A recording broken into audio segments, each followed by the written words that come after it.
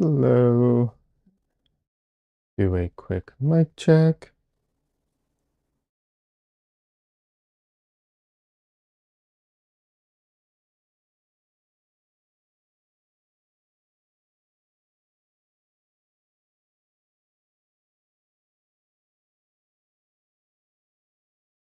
Okay, I think that sounds all right.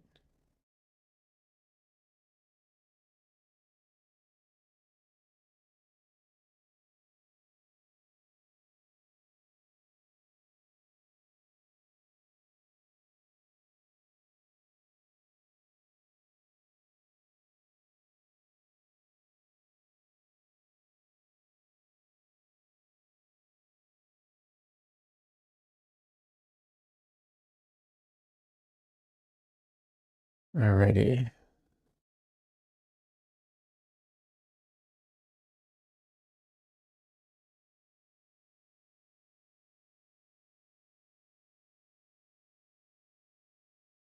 Okay, there we go.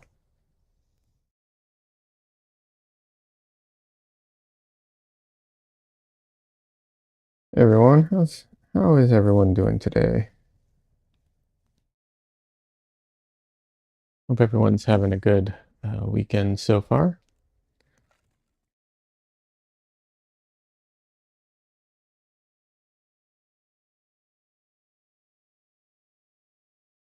I am still working on this larger painting today.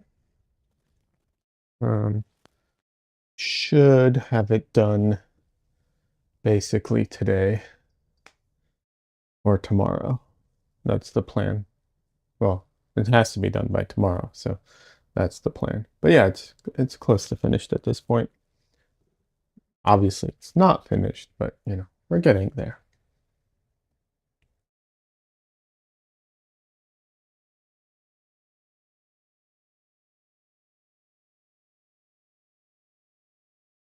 Hi, Misu.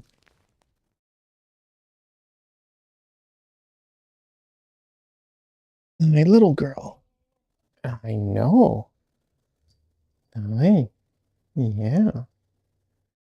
Say hi to everybody.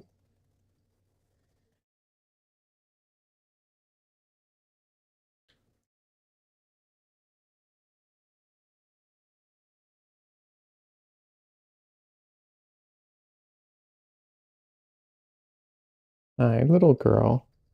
This is Misu.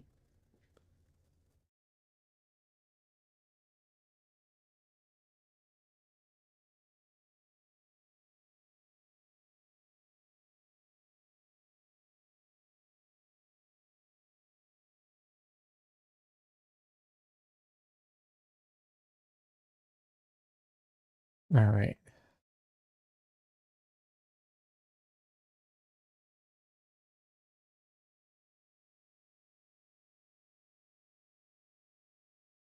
So there's a bunch of little details that I still have left to do in this, and there's also some not minor details to do in this, but some structural things here and there that need to be addressed here. But yeah.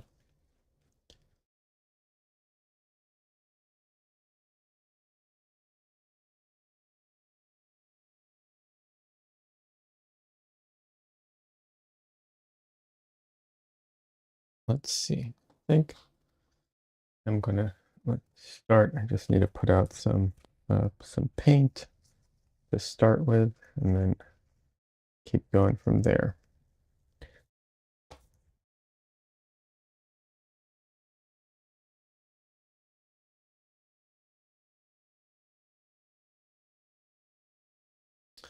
Why is my uh what's it called? Uh Sorry, my Twitch is telling me that my stream is unstable. I don't know why.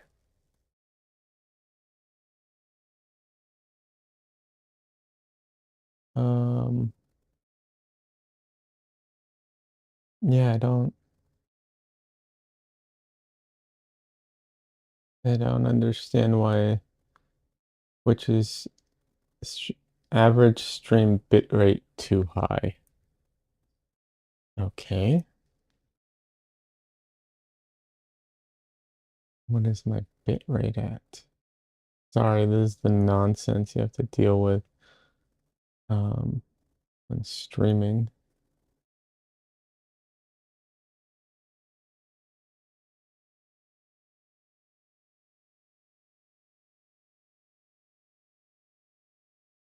I don't know. Oh well. It looks fine from everything I can see.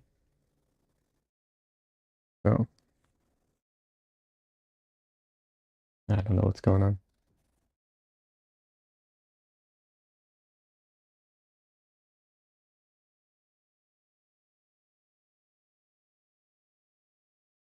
All right, let's get some paint out that I need to put on the palette.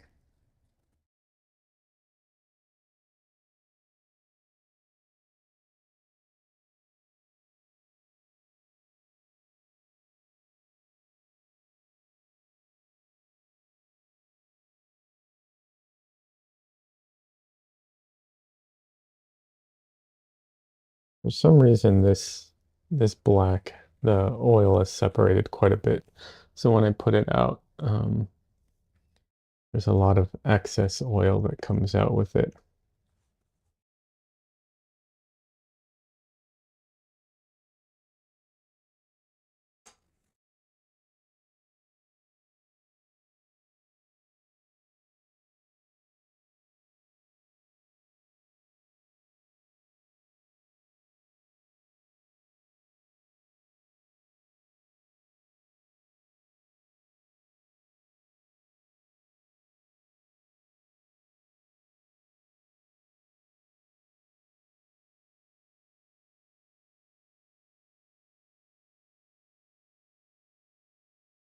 This painting is a little different than my normal paintings in the sense that I am using um, an expanded palette. Like I'm using my CMYK palette for 90% of the painting, but there are some elements in the painting that I am expanding outside of that because my palette just cannot reach those colors.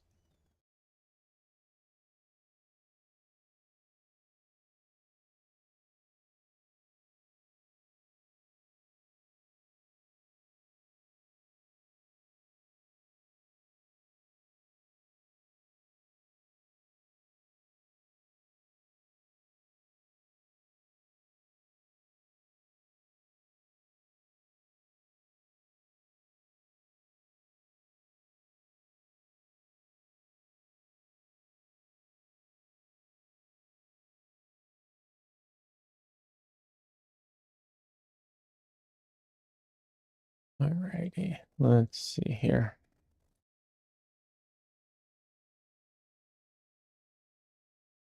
I'm gonna start with some background work just because a lot of times painting background stuff, obviously it depends on the painting, but a lot of times it feels like low stakes, you know. And I haven't started painting today, so I'm still warming up. So some low stakes, uh, marks and stuff. It's a good way to start.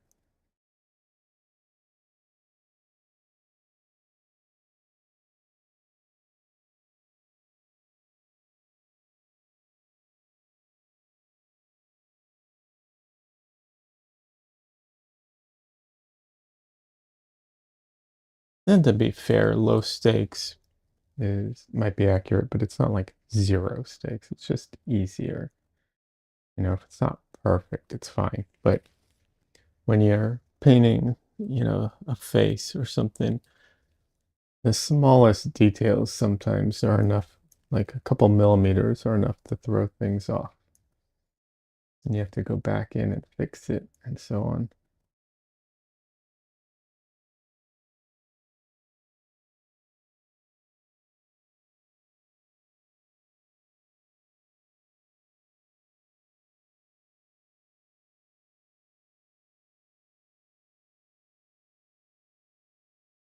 Hey, French fries. French fries says, "Hey, Liad, sorry I'm late." Hey, you don't have to apologize. Welcome. How you doing?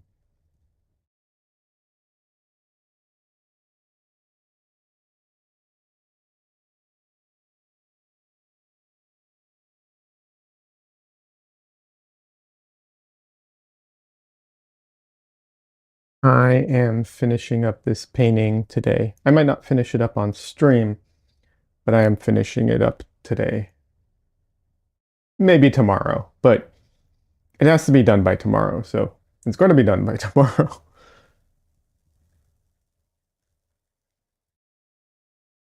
Uh, French fry says, enjoying my Sunday, got the day off tomorrow. Nice.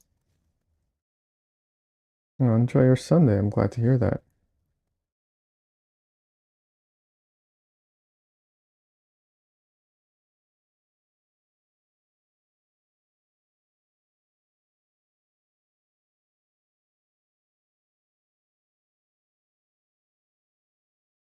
Oh.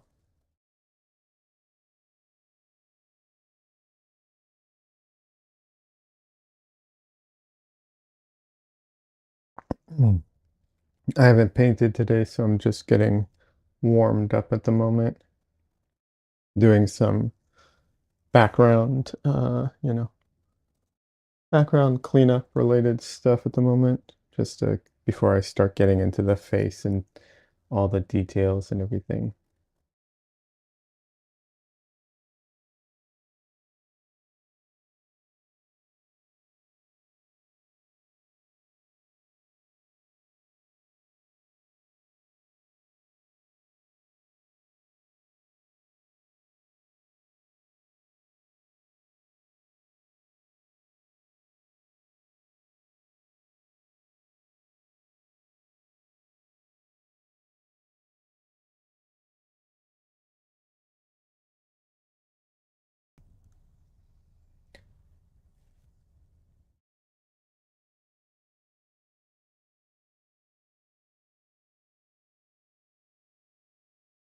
I think, I'm pretty sure you were here for the other days when I was working on this, but, in case you forgot, or if anyone else is watching this and they aren't aware, this is a 16 by 20 panel that I'm working on, which is a bit larger than my normal go-to 9 by 10, 9 by 12 for my daily painting stuff.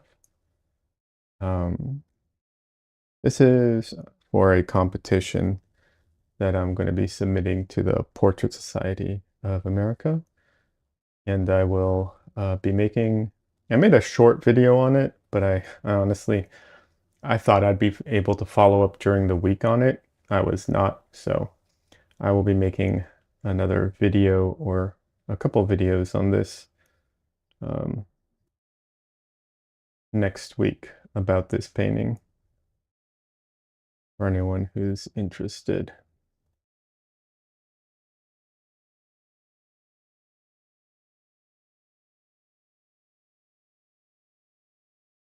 And if anyone is watching and has specific questions about this painting they would like me to cover in a video or, talk about, by all means ask. Um, because you never know. Sometimes some things it's, I take I take certain things for granted and don't realize that it would be of any interest to anyone else.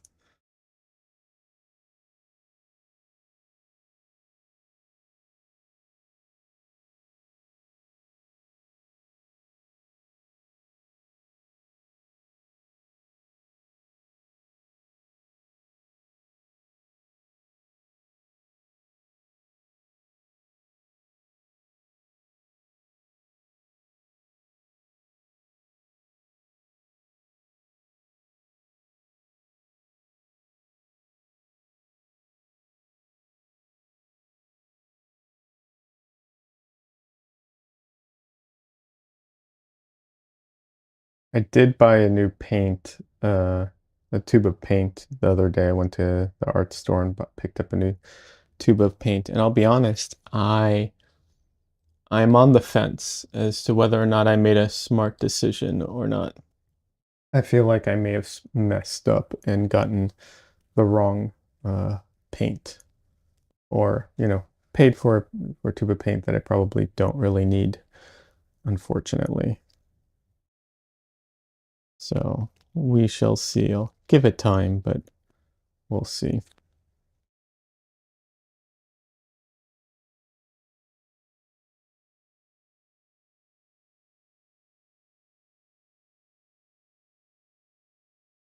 I was going to buy dioxazine purple. That's one of the paints I was planning on picking up because I heard it's, really lovely color.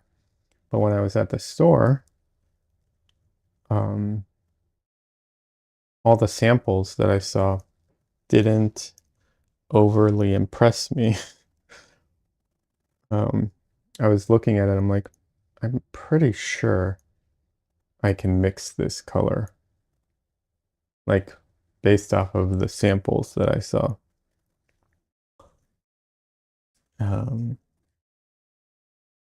and then there was, what is it? Cobalt violet. And I saw that and I was like, I don't think I can mix that. I picked up cobalt violet. And I think that was a mistake because I think I might actually be able to mix cobalt violet equivalent, or, nearly the same color. I'm not sure. I'll have to do some tests with it.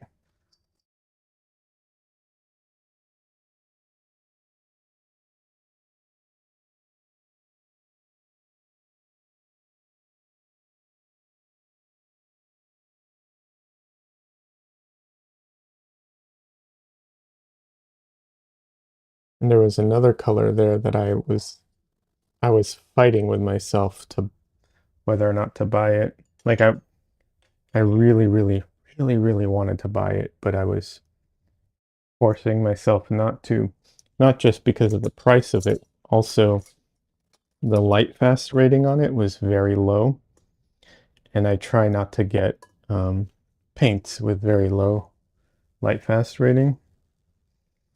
Uh, but oh my God, it's such a pretty color. I wanted it so bad. Uh, it's a Michael Harding, uh, what is it called? It's a basically like a neon pink. I forget the name of it exactly. Such a pretty color. And but its light fast rating is really not good. And I can't bring myself to pay that amount of money for a pigment that's probably going to fade, especially since I do have neon, literally like neon paints. I just once again, they're first of all, they suck. I hate working with them. They feel awful, but the effect is really cool. And but I know that they're not light fast. Like no part of me, thinks that they are.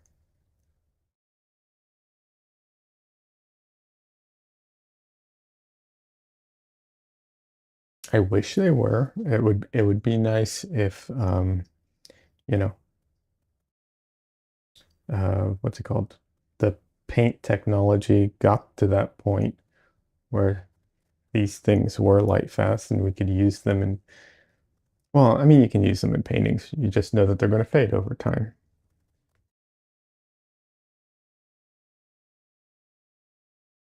Which is not the worst thing in the world, but it's a choice.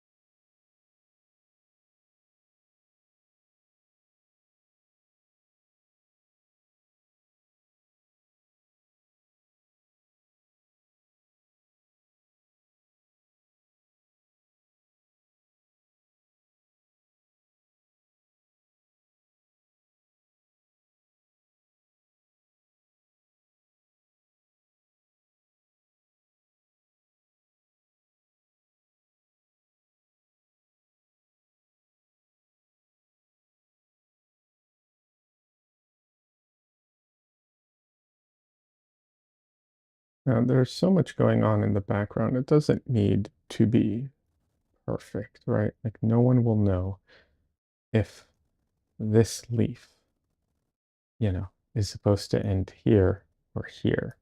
Those aren't exactly like critical points on the painting, but I try and get not as close as I can, but I try and get as close as I can conveniently, I'd say. Um, because I can spend forever, and I can get closer and closer, but within reason kind of thing. Uh, One of the reasons though is because I do sometimes use things around the figure for measurements, and even if I don't intend, like sometimes I do it intentionally, but sometimes it's not even intentional. And even when it's, even then it can throw things off and make me make mistakes. So that's why I try and get into the ballpark even on things that like don't matter as much, unless I'm intentionally, changing things, which is also okay to do. It's just the intention is the issue. You have to know you're doing it, be aware of it. Hi, Nisu.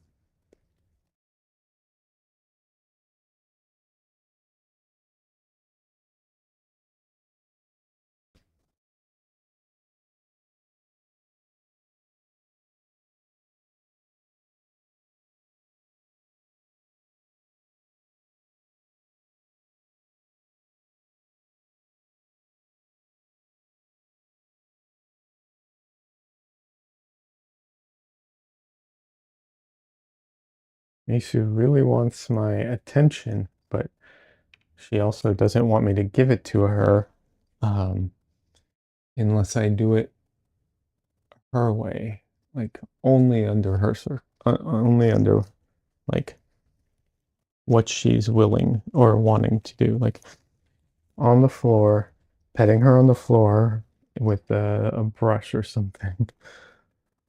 But if I pick her up, she runs away from me when I go to pick her up.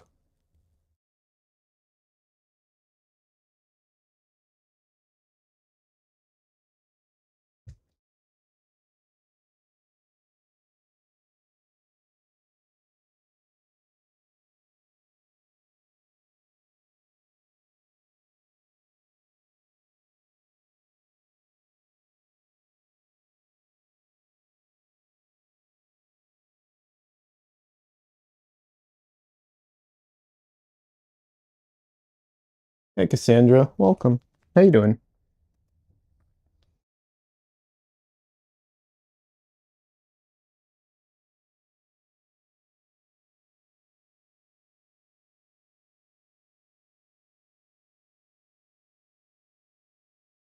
Hey, Heather, welcome.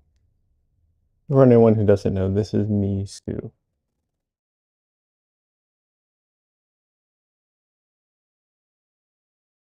She is angry, but she wants me to pet her.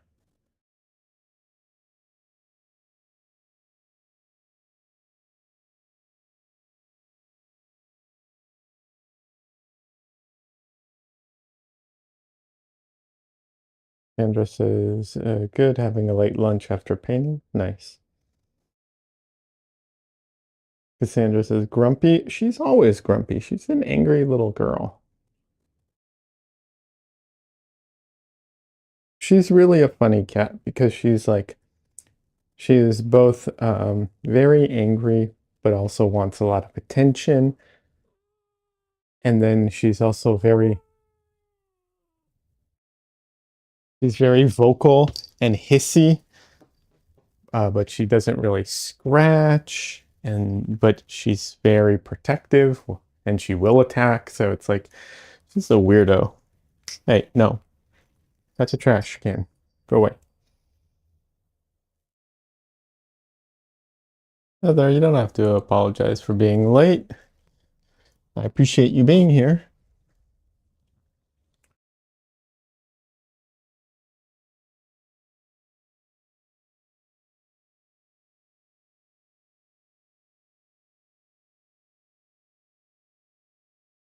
I try to mute myself anytime I sneeze or blow my nose because who wants to hear that?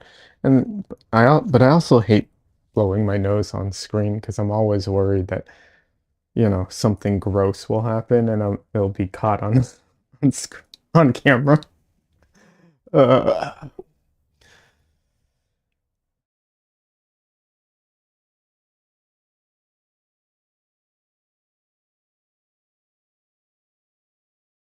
so Cassandra, what do you think? And the reason I'm asking Cassandra specifically is because she's seen the reference. What do you think of the shirt? Does it convey kind of what you know, is in the reference, but also, you know, understandable kind of thing? Cassandra says, "We'd tell you, I promise, if something gross happened." I mean, the thing is, like, yeah, you would tell me, and you'd also never let me forget it, you know? And that's the problem. I'm worried about that. I'm not worried that no one will tell me because I'm sure I'll see it on myself too. That's what worries me.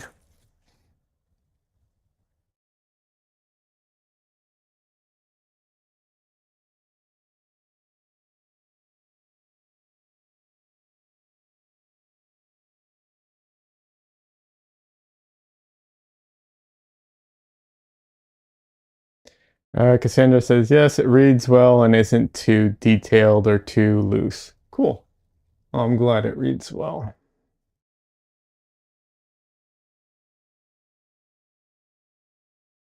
Um, I will be going in and finishing um, the detail in her hair and face later in a little bit.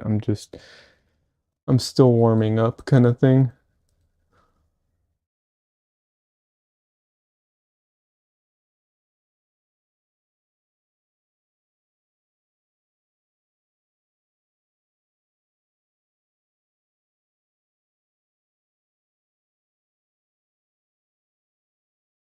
There's some, her face has been going back and forth, like little details keep moving around. It's really uh, frustrating. Seems like it's in a good spot. Yeah. Cassandra says it's not distracting or jarring either. Oh, the shirt? Good, good, good.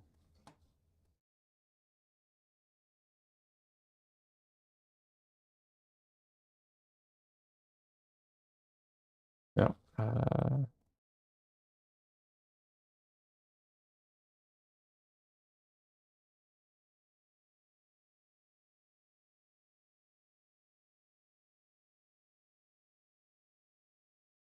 I mean, I am definitely taking some, artistic liberties with it, but I feel like that's, to be expected with basically everything. I mean, that's the whole point here, right?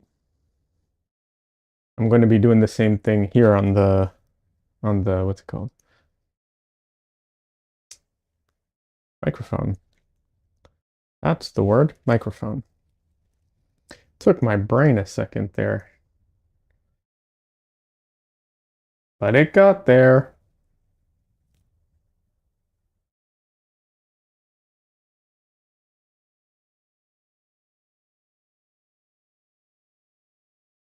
What just happened? Oh, okay. My computer just did something. One second.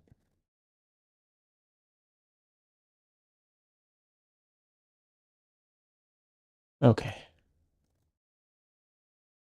A window just popped up with a notification and stuff, and I was like, what is happening? All right. I got it. It's all good.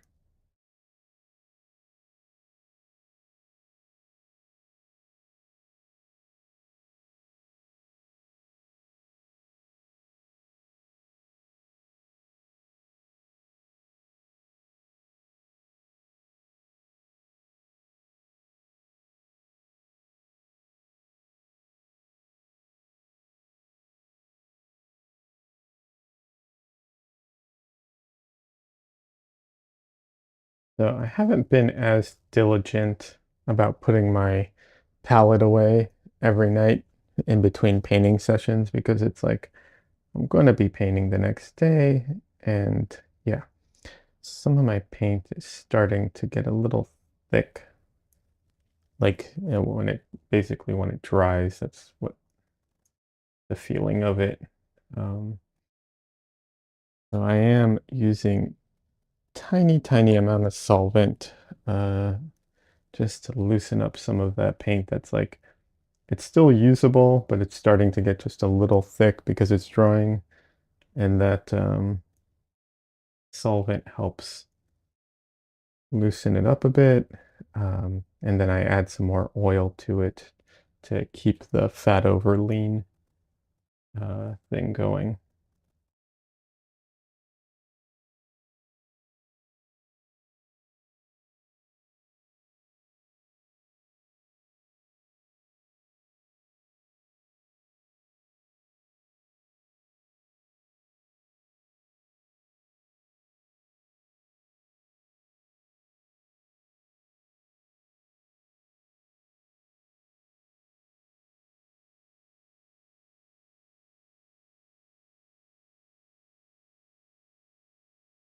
So for the microphone right now, I am, what I'm trying to do is actually paint the color of um, the dips inside of the microphone, inside of the mesh wiring,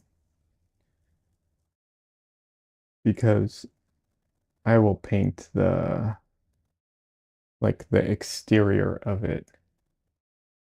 Um, when I go in and do the little lines, those are going to be like the, you know, exterior of it, not the internals. And I'm also just going to indicate it. I'm not going to go in and do all the detail here, but yeah. I will say one thing I have found frustrating about this painting is, um, and part of it's because I'm filming, um, but the size of it, I end up having to like lean over or bend over to get to certain areas. So I end up using my stool a lot more, which is good. It's good that I'm actually using it, but it is a little frustrating that it's like things aren't always at the right like eye level or spot that I want it to be. Uh, and like I said, it would be easier if I were, um, what's it called? If I wasn't filming it, because then if I wasn't filming it, you know, I could move move it around a bit. Um, that's still not the best. It's a little inconvenient sometimes to move you know, the whole easel around. Like even just lifting it a little up and down is kind of a pain. That's why they make those, you know, expensive easels that are like weighted and, you know, makes everything easy. This is not one of those though, unfortunately.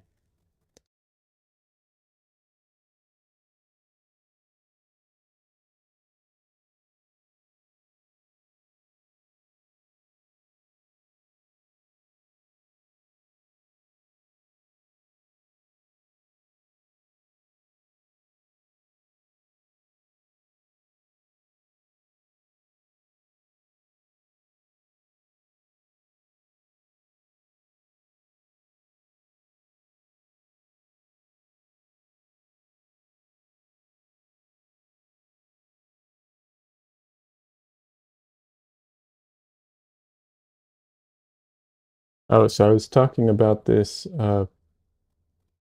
paint that I saw yesterday at the art store.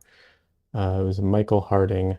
I think it's opera pink, but it's such a beautiful color. It's basically neon pink. And I really wanted to buy it, but its light fast rating is not very good. and it was very confusing because the pigment code on it is the same as, um, what's it called? The pigment code is the same as magenta. So it's PR, which is a red. I don't know why it's magenta, whatever, that's different story. But yeah, it's a PR 122, which is the same as magenta. But its light fast rating is way, way lower than magenta. And I was so confused as to why. So I had to research it when I got home. And I found out why, at least according to Jackson Art Supplies. They talked about it. And the reason it has a lower light fast rating, first of all, most neon colors do have a lower light fast rating, um, because for whatever reason we can't make neon colors that, don't degrade over time. I don't know. I don't understand it, but whatever. Um, but the reason that that color is so bright and so much brighter than any other magenta out there, and also why it's not light fast, is it actually has in addition to the pigment, it has an ink added to it.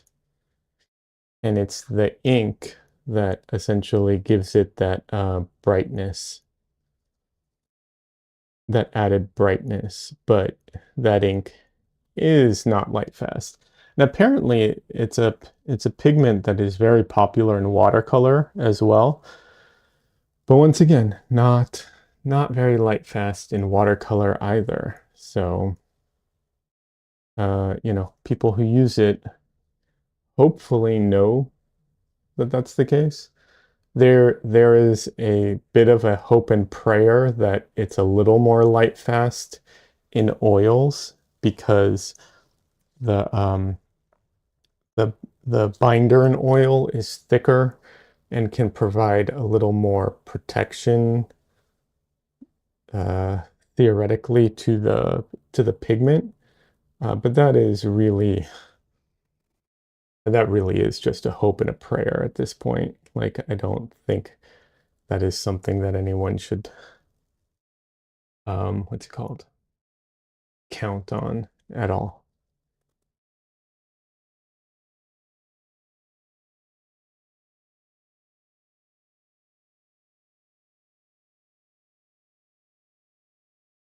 Cassandra says, "Oh, interesting ink, huh? But not light fast enough for you to be able to get behind." No, the light fast rating on it is lower than what's it called? Than alizarin crimson, and I won't use alizarin crimson. Uh, traditional alizarin crimson. I won't use it because of that. So you know, I'm not going to use that. And don't get me wrong, I have neon paints, so if I do a neon, if I do a painting with those paints, that's fine, but I know that that painting is not going to be light fast. And so it's a caveat. Like, yeah, this painting is going to have a much lower lifespan than anything else. And there's nothing wrong with that. It's just being aware of it. I just don't want to weave those those colors in with the ones that, are going to have good light fastness, and last. And I want it to be like some of this and some of that, because it will ruin and detract from the ones that are light fast.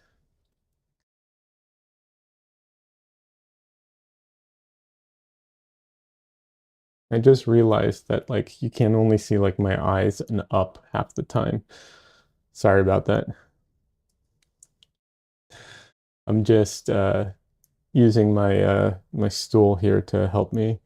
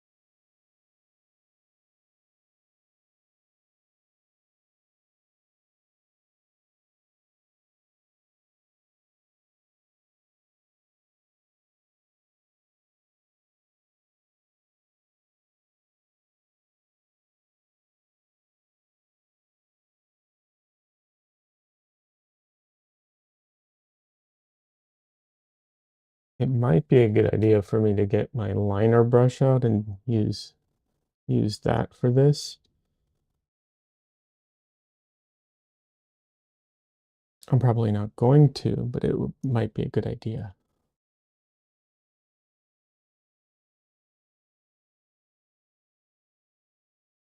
And I might do that later, but I'm going to be stubborn right now.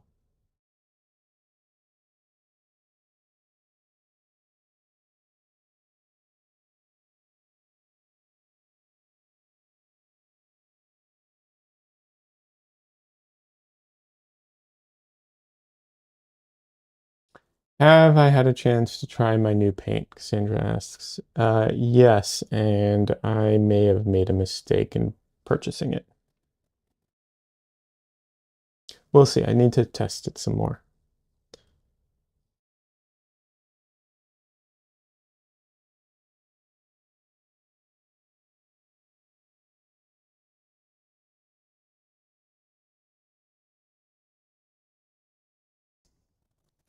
Hey, Steve, welcome.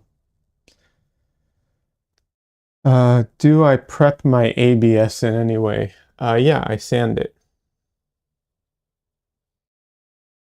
And Cassandra says no about the paint. Yeah, we'll see. I need to test it out some more, but it's a lovely color. But I'm pretty sure I could mix it, which makes it an unnecessary color. Um, you know. But we'll see. I have to test it a little more before I make that decision or conclusion. But yeah, Steve, for the ABS panels, all I do is I sand it, and then of course I clean it, to get rid of the dust. But that is all I do. Other than sanding it, I don't prep it in any other way.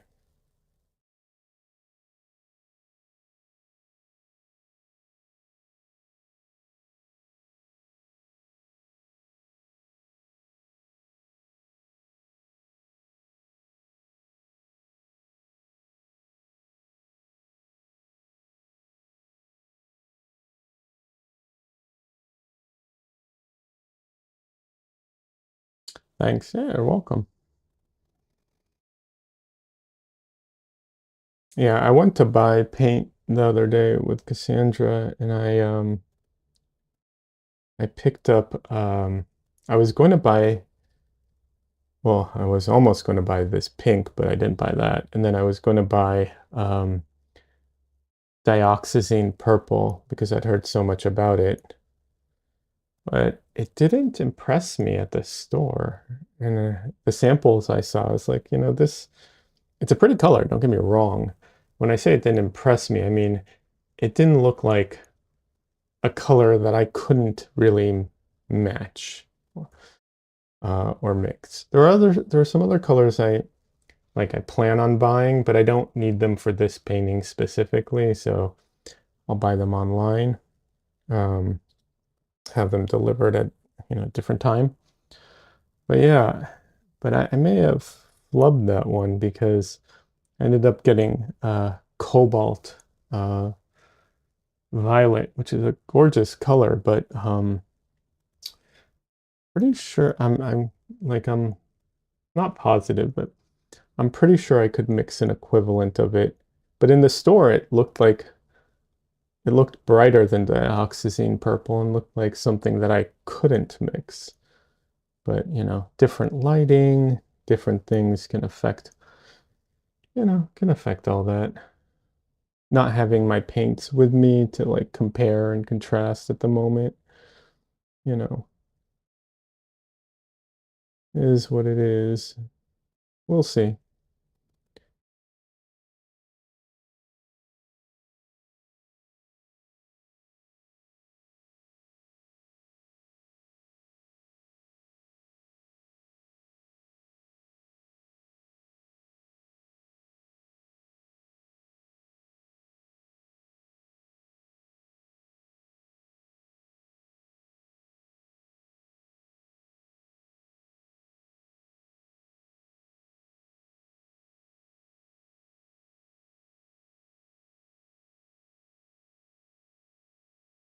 The camera is not picking my face up half the time. That's funny.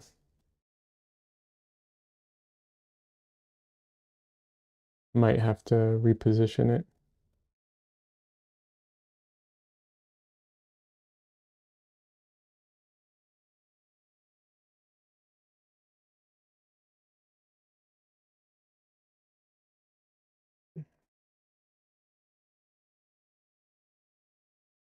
Cassandra says, oh yeah, it's drifting. Yeah, it also can't go down enough to like pick up my face when I'm lower like that.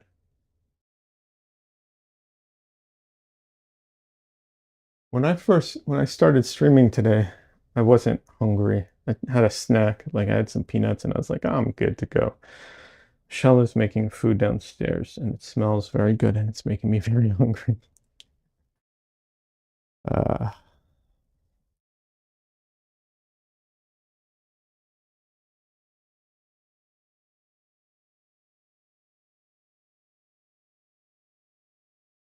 hey Donnelly, welcome. How you doing today?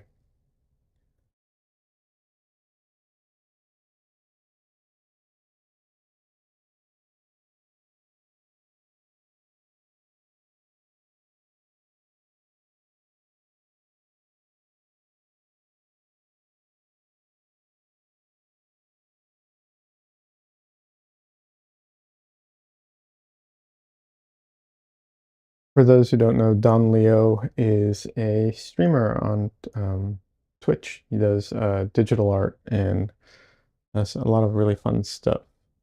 So I recommend checking him out.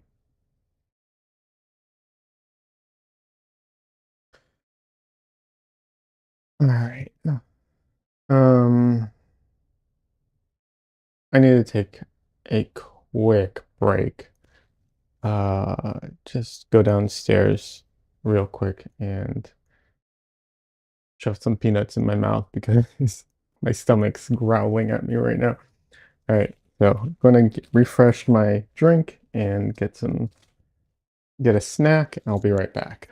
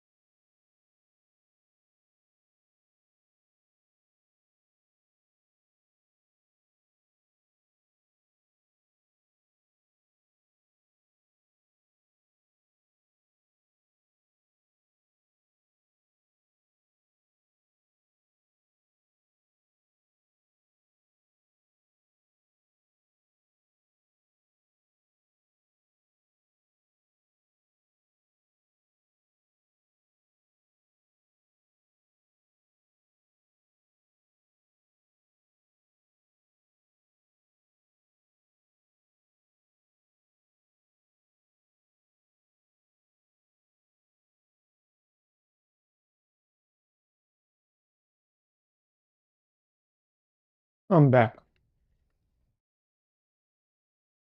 Peanuts save the day? Yes, absolutely.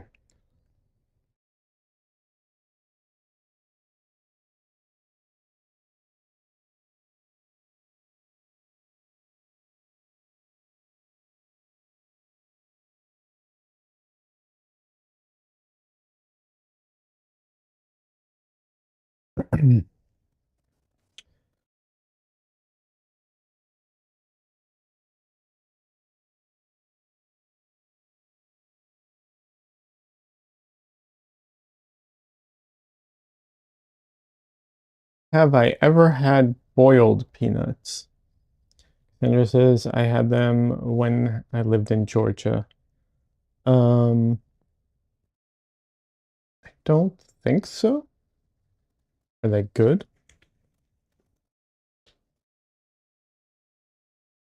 What's the difference between boiled and roasted? I know they're prepared differently. I don't know the result. Don Lee says, ew, I've had boiled peanuts, not a fan. Cassandra says they boil them in the shells and they are super good. I thought I'd hate them.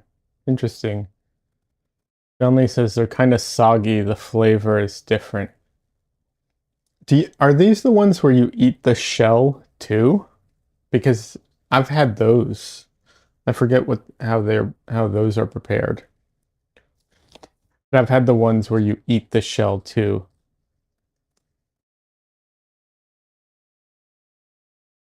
Cassandra says very polarizing food. Uh, and no, you don't eat the shell. Okay, interesting. I forget what preparation I had, but there was one where it's like you can eat the shell. You don't have to, but you can. Hey, this is Winnie. No, Winnie. Everyone wants to see your pretty face now. I know. I know, little girl. I know. You want to get down so bad. I know. Shh, shh, shh. Hold on, little girl. Hold on. She's gorgeous. She is, but she doesn't really like being held like this. She doesn't mind being on my lap, but she doesn't like being held.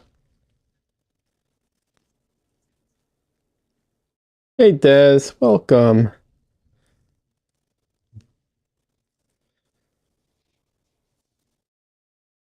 Okay. Okay, little girl. She's whining. I'll let her go. Okay. She will sit on my lap for an hour sometimes, but God forbid I hold her. Fluffiest cat ever? Yeah, she is really fluffy. She's so fluffy it makes her legs look very, very stubby. Because she only has like this much clearance between her fur and the floor, I think. Um, but it's just all fluff. How you doing, Des? Welcome.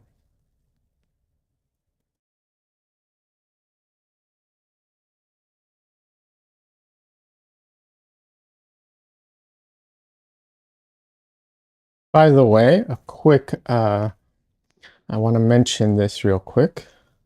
Let's see, hold on.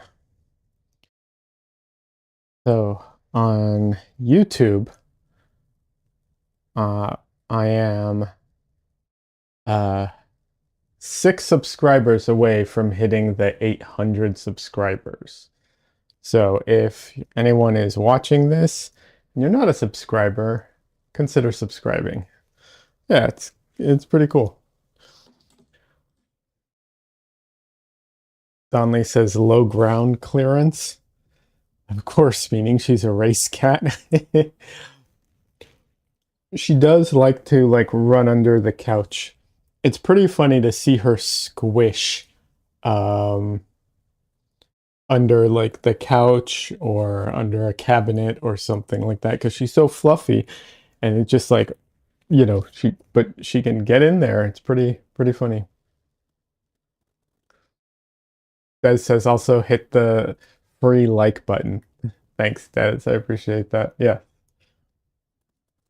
Yeah, it's exciting. I've been getting more views lately. I'm hoping that can translate into um, the idea obviously more views, more and more views, and then eventually also sales, and then I can do more.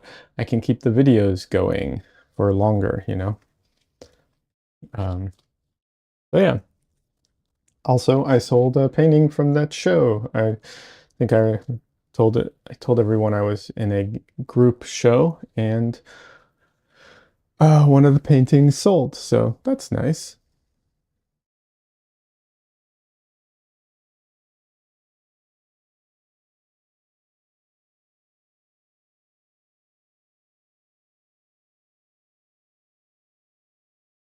And it says, "Congrats, that's great. Thank you." And Donley says, "Well, nice subscriber numbers." Yeah, thanks, Donley. All right, I'm going to tackle one of the hard parts here, um, which is her teeth.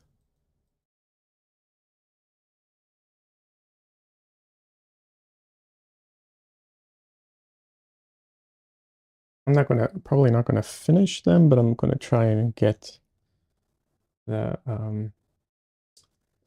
the placement of everything right.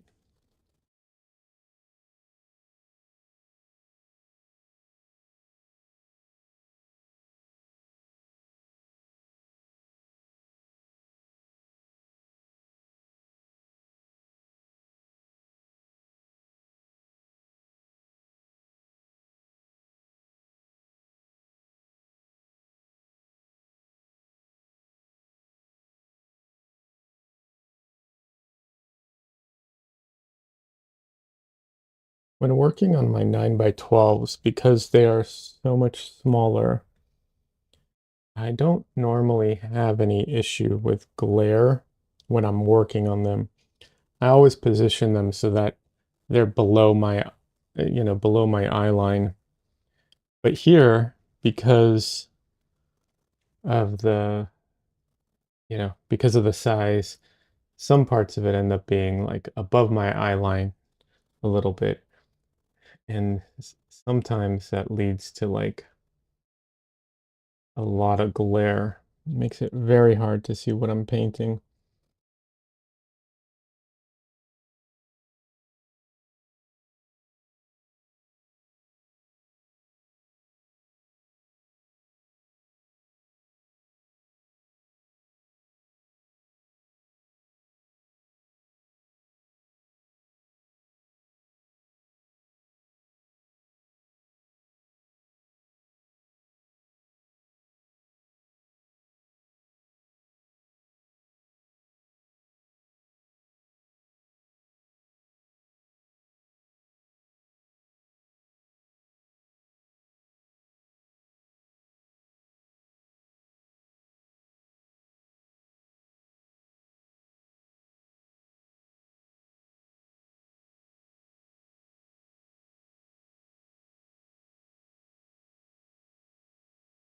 But yeah, so I do want to say thank you to everyone who has been following me. And I'm also looking into, like I said, I'm looking into giving everyone on Discord a special like OG badge or something.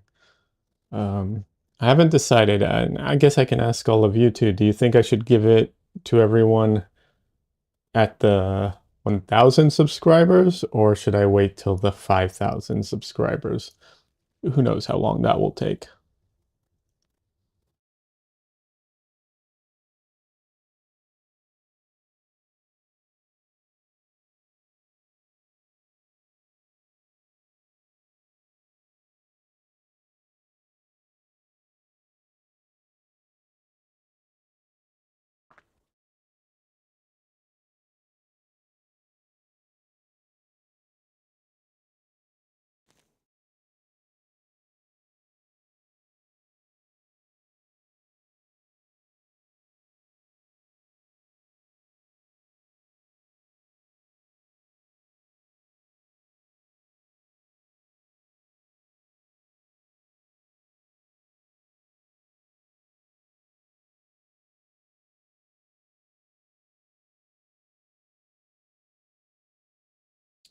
Only says 2 weeks from now, Liad, I reached 6,000 subscribers. Should I wait till 10,000?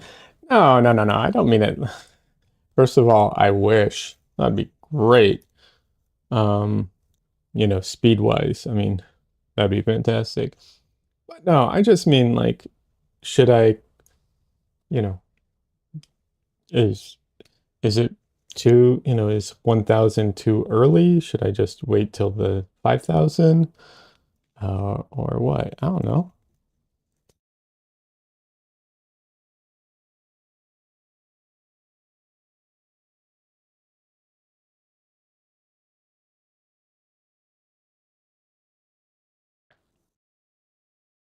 I don't want to give too many badges, like just because I think it might be annoying in the YouTube, I mean in the Discord,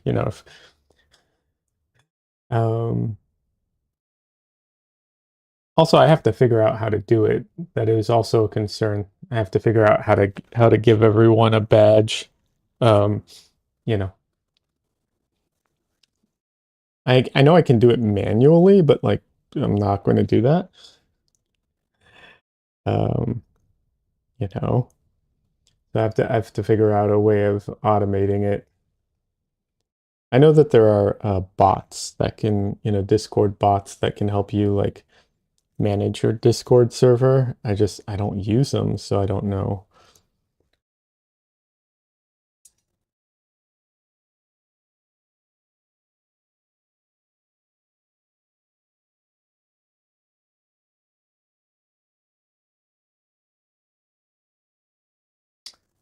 Uh, Donnelly says, sorry, just kidding. I understand choices need to be made. Yeah, it's all good, Donnelly.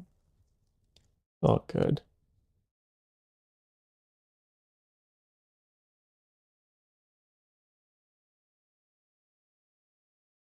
The reality is like, you know, I don't have like expectations of like I expect there to be a very low limit, relatively speaking, to like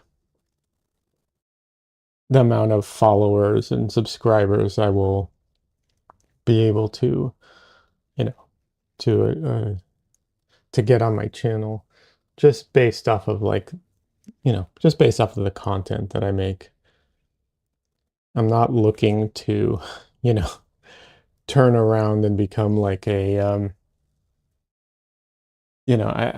I mean, obviously I'm a content creator by nature of doing this, but, there's a different type that like the focus is the content, not not the painting, right? And I don't want to do that.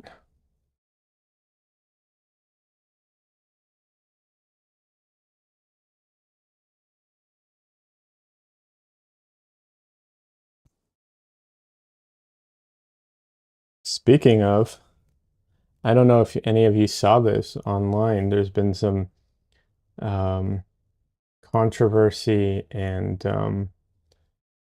stuff relating to some artists, um, some big name artists.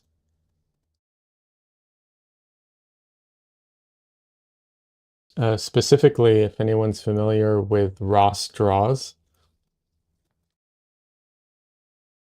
um, there's been some controversy with him lately around the fact that he uses AI, um, for a lot of his content,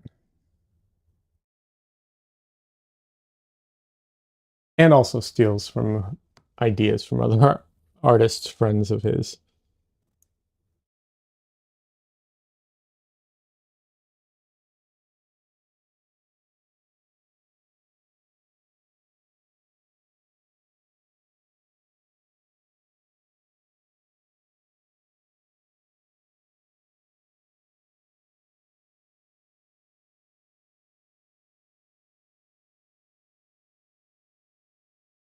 Which Ross Draws is a very well-known artist, so um, yeah, kind of sucks to hear that. There's a few big name YouTuber artists, people who do that. Cassandra says seems to be making the rounds in that side of YouTube. A lot of apology videos and people going dark for a while. Yeah, exactly. That's exactly what happened. He went dark for a while and then came back, and but it just like stirred up again with him. So the going dark thing didn't doesn't seem to have helped him too much. Um, Probably because he didn't stop what he was doing, you know. Um, so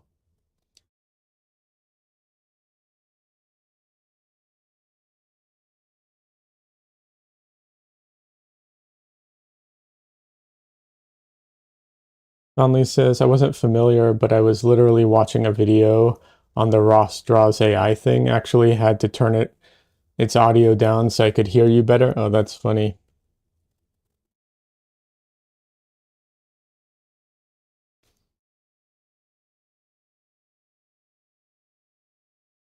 Yeah, it sucks. Um, and there's an artist I know too who like works in the industry who recently came out with a video her with her thoughts on like um using AI and all this other stuff to like as a tool, and you know how useful it is and all this stuff. And I'm just like, okay, like I get it. And I do understand that it can be useful, but I don't agree with your approach on this. Like I just don't.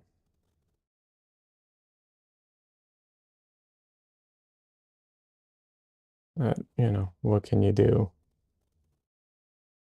People are going to have their own, you know, their own opinions on things.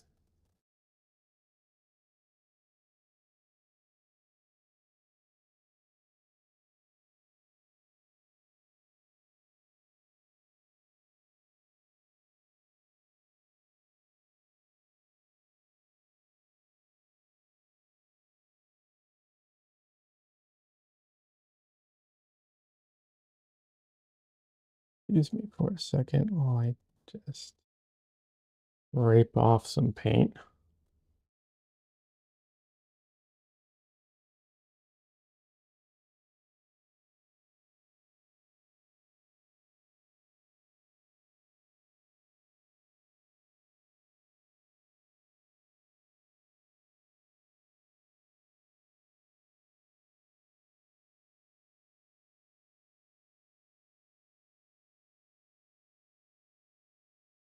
Some artists admit it and they're like they don't have a problem with it, you know, with using AI for certain things. What's his name came out with a video recently. Um, Jazza came out with a video basically saying, yeah, we use AI in like pre-production aspects of things, but you know, we employ an artist and she's actually doing more work than ever before and blah blah blah. I don't know. Some of it seems sorry, this paint is giving me a little bit of trouble, so just gonna scrape it off real quick. I don't know. Like he gave the example of using AI to for I guess he's doing like a Magic the Gathering type of card game, and they use it in the pre-production, you know, stage just as as a filler. And I'm just like, okay, but you know, you, like you are paying them for the service. You could just use, you know, anything, stock images. You could use because you're not putting this out there. It's just a placement holder. You could literally take any art from any artists as long as it's kept as an internal thing. It doesn't really matter. No one will know, no one will care. You know, it is literally just a placeholder. Um, so what does it matter? And then you're also not subsidizing the companies while, you know, doing it. I don't know.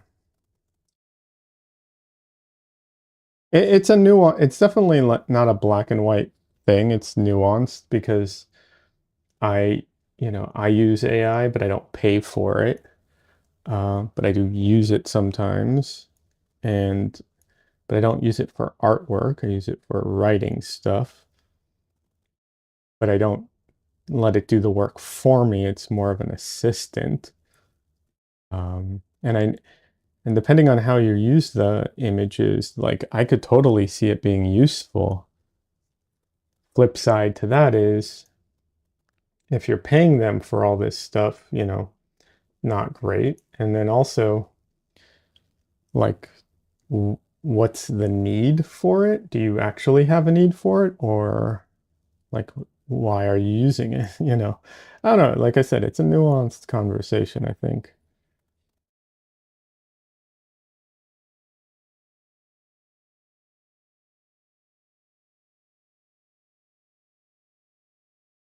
But I will say the like hiding it is kind of that definitely doesn't help when people hide what they're doing.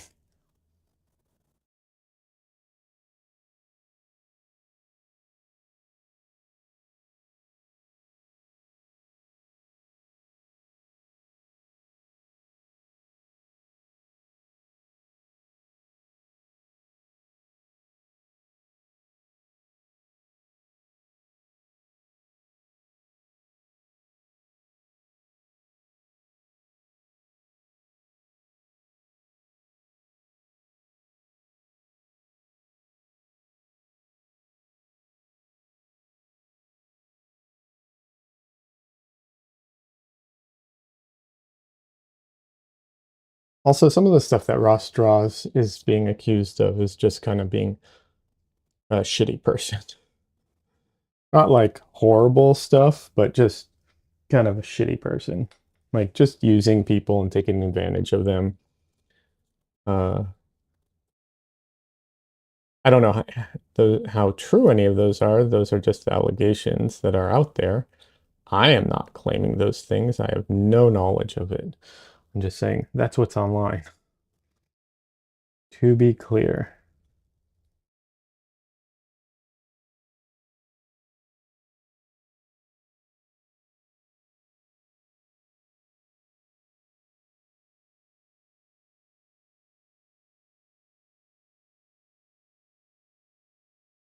Anyone's wondering why her chin is so red.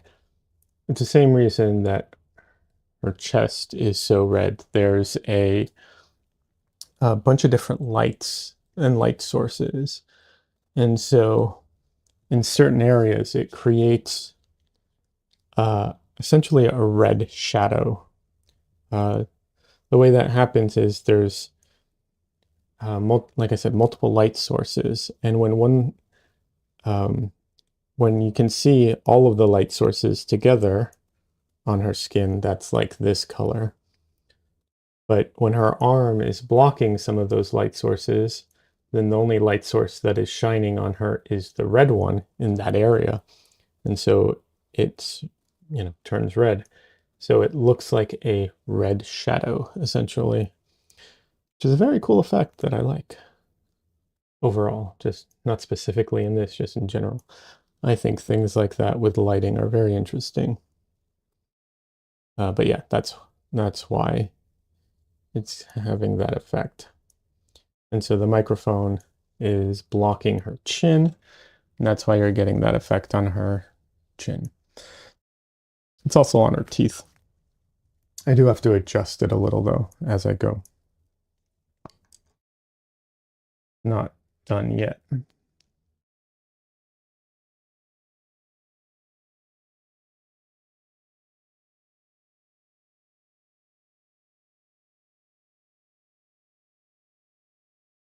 Sandra says, I have to run. Take care. Hey, no worries. Take care. Talk to you later.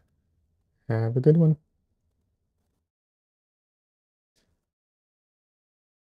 Donley says, as colorful as it is, it appears. Wait, hold on. Donley says, is this painting in CMYK palette you are building this week's short video on? As colorful as it is, it appears to really embrace all the colors in your palette. So 90% of this is done in CMYK. However, no, not all of it is in CMYK. So far, I would say almost all of it is. There's a few colors, specifically like these colors here, that are probably brighter than I could match with my CMYK.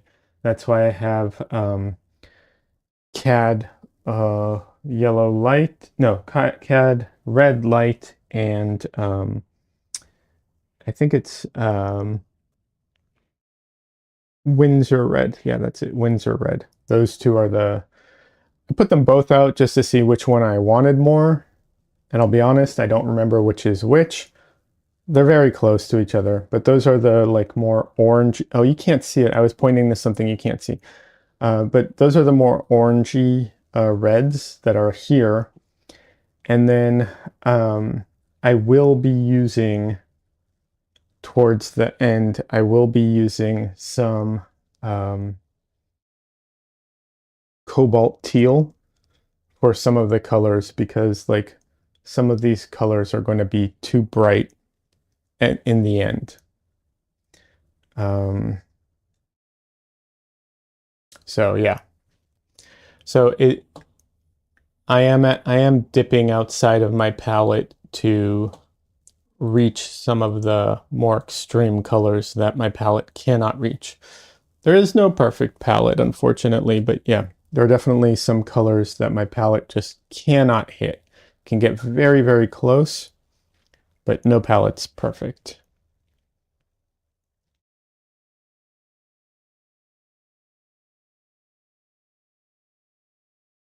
Usually, it's also worth mentioning, usually my approach to that is to adjust the painting overall, because the reality is you can adjust the painting and still make it feel the same by adjusting all the colors.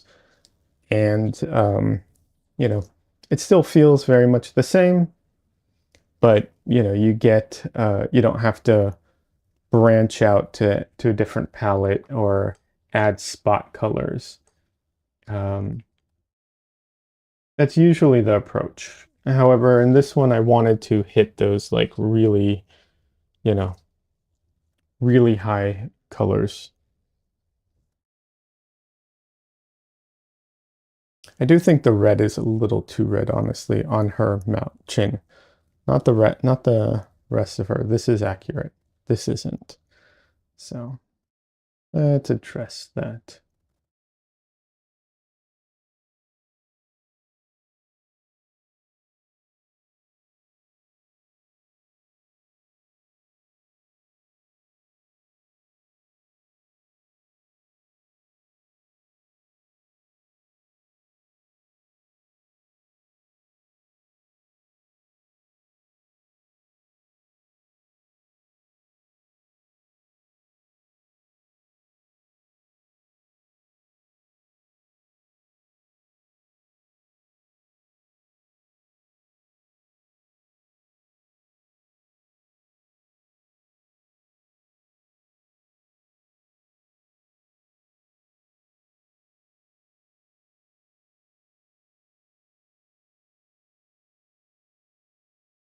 Oh, actually, I forgot. I did add. I also added ultramarine blue for a few spots, because ultramarine blue can it mixes a little bit better with my rose, and that can make slightly better purples. So there are a few spots where I did that, but that is very much like just a few little spots here and there.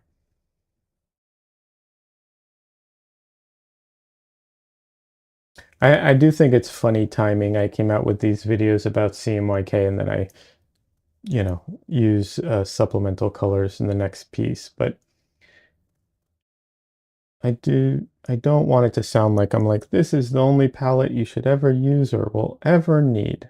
Because I don't think that. But it is a very versatile palette, and it is the one that I'm probably going to be sticking to for the most part. Even, after this painting, it's just going to go back to CMYK unless I'm doing something special or, particular where I need a different color.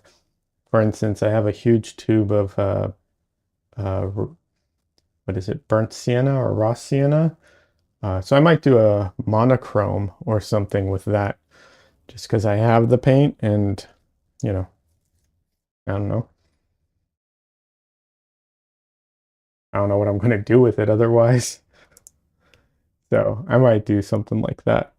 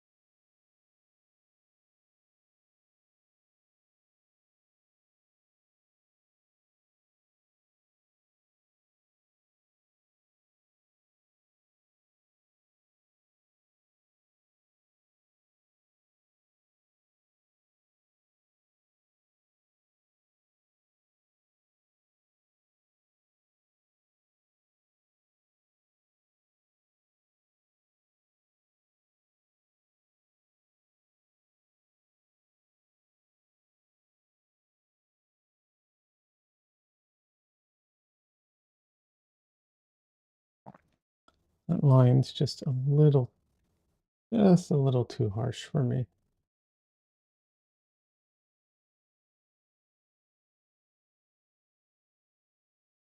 It is a cast shadow, so I don't want it to be too soft, but just a little too harsh.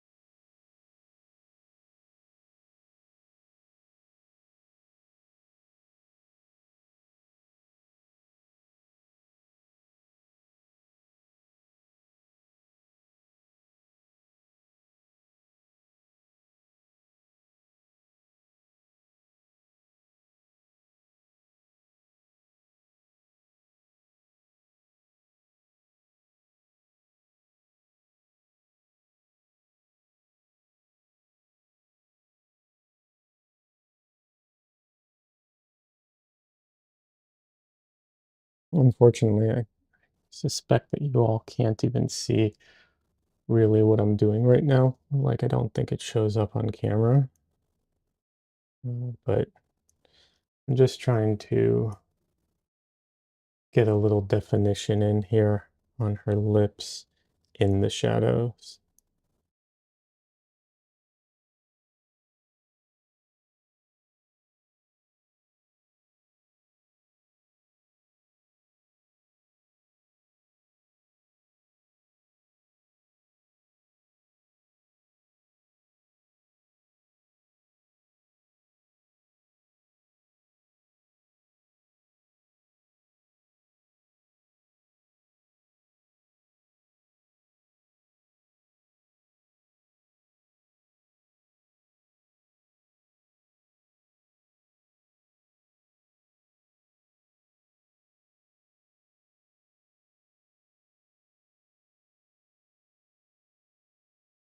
The camera is capturing some subtle differences in the chin and tip tones. Nice.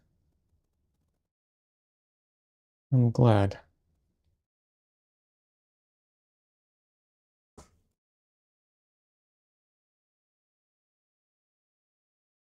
After I bought this camera, I found out, unfortunately, um, that when filming 4K, and I think anything, honestly, I think just its video recording is limited to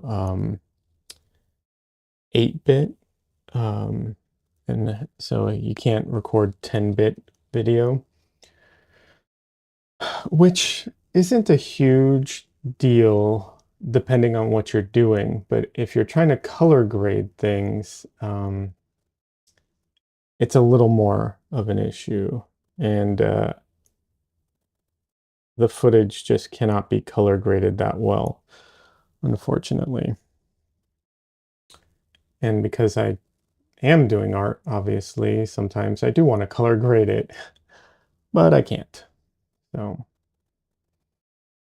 it has its limitations.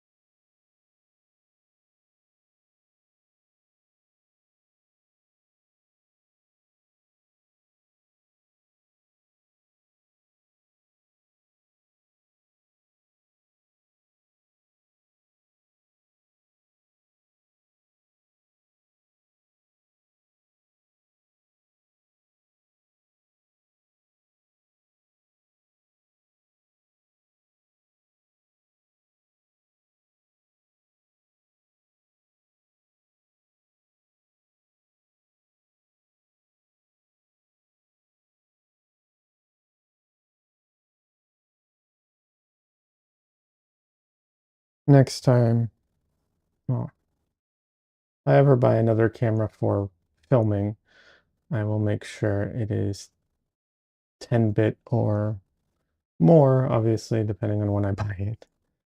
Like, who knows? 100-bit might be the standard then, whatever.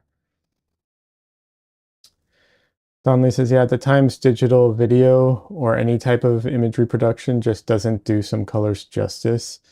See art in person, people. Yeah.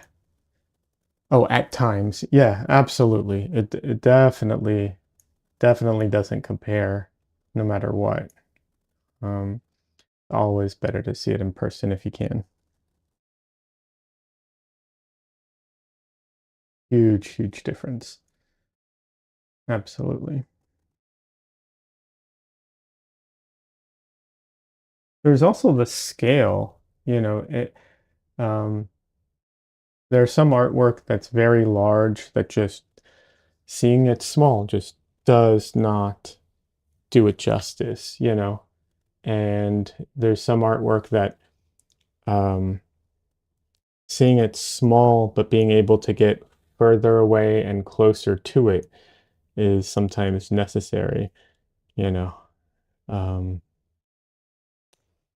yeah.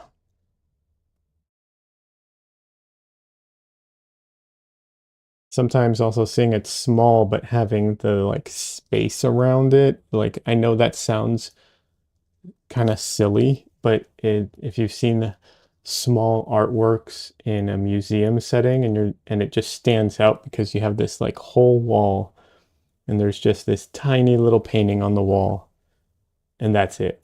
A little frame, or sometimes actually sometimes it's a very large frame compared to like the size of the painting, and it's just this little painting inside, and it's like, okay, but it can really draw you in. And yeah, it can definitely affect how you experience it.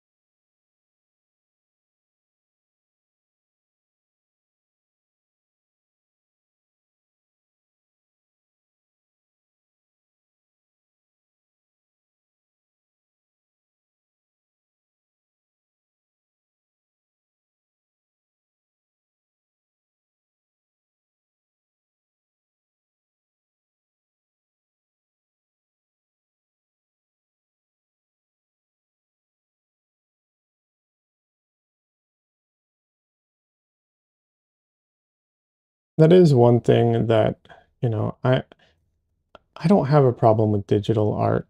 Um, I was all digital for a long time. But when I did start painting with oils and I had a finished piece and I was had that in my hands, the even my digital prints just did not compare to how that felt. And I hate to say that um, sometimes because there's a lot of fantastic artists who work mostly digital, like Don Lee, for instance. I don't want anyone to feel like what they do is less valuable in any way, um, because I don't think it is.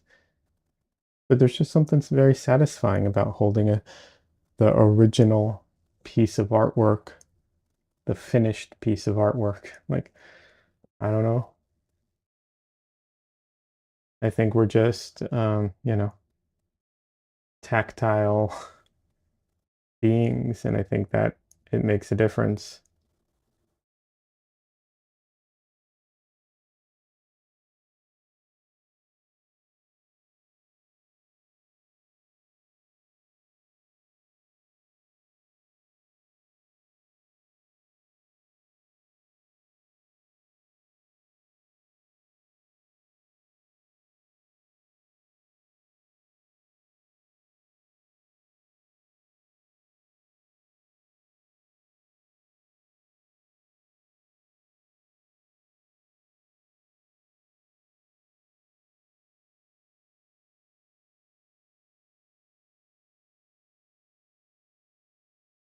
But I will say, if you are an artist and you work mostly digital, print out some of your stuff sometimes because even that feels really nice.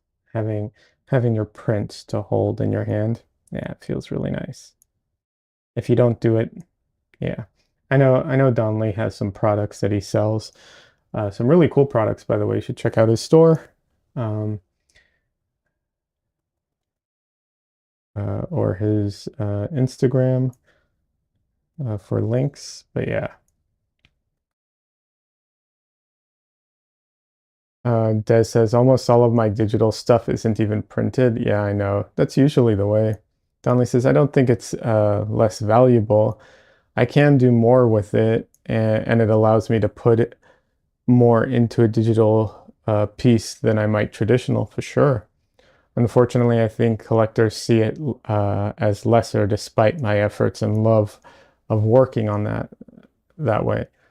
So yeah, definitely collectors see it as less to a degree. There's a few reasons for that.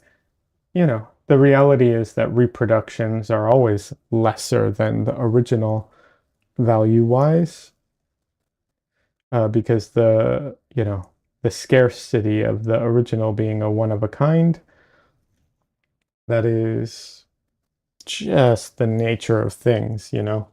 I don't know that you'll ever get past that factor.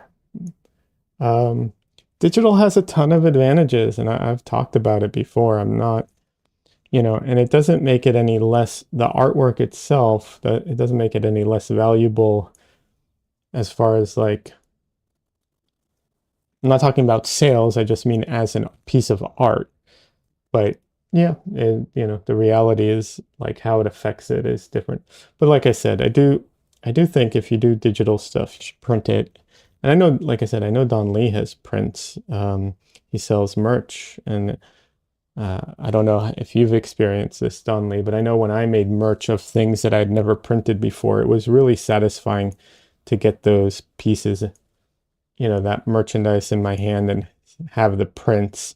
Because like I would do a lot of art that it would never get printed, and then I had like an event and I printed out some, and I was just like, oh, this is nice. Like I really like having these, you know, I really like this.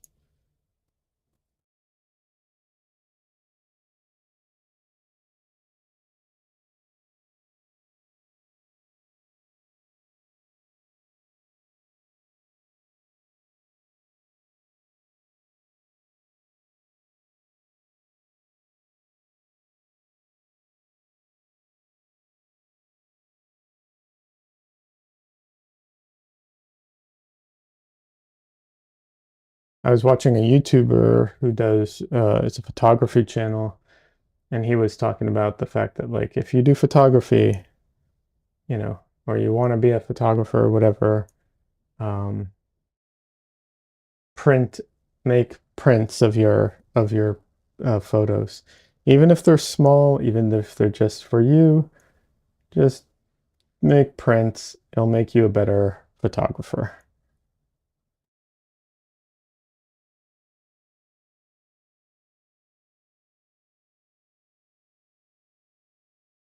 I'm not a photographer, so I cannot say whether or not this is true, but yeah.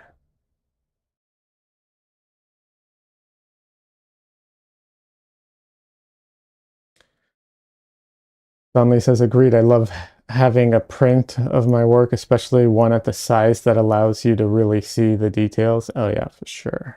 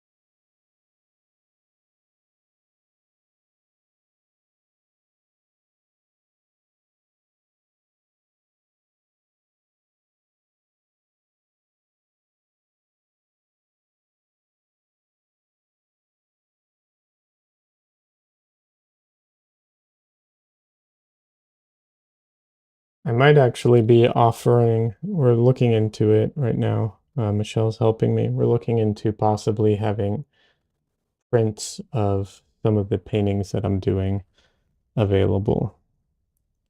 We'll see. Like I said, looking into it right now. We'll see.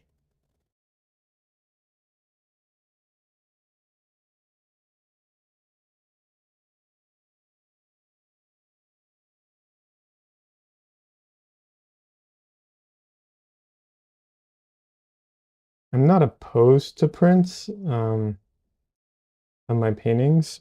The only issue is like the amount of, work to um, demand required and everything. That's where I'm unsure about it.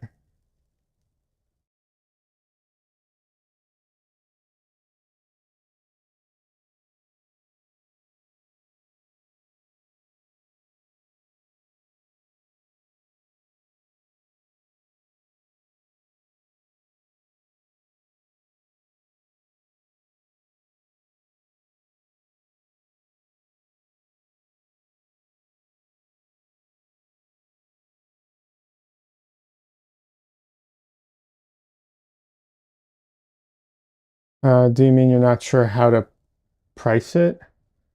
Uh, I'm not sure if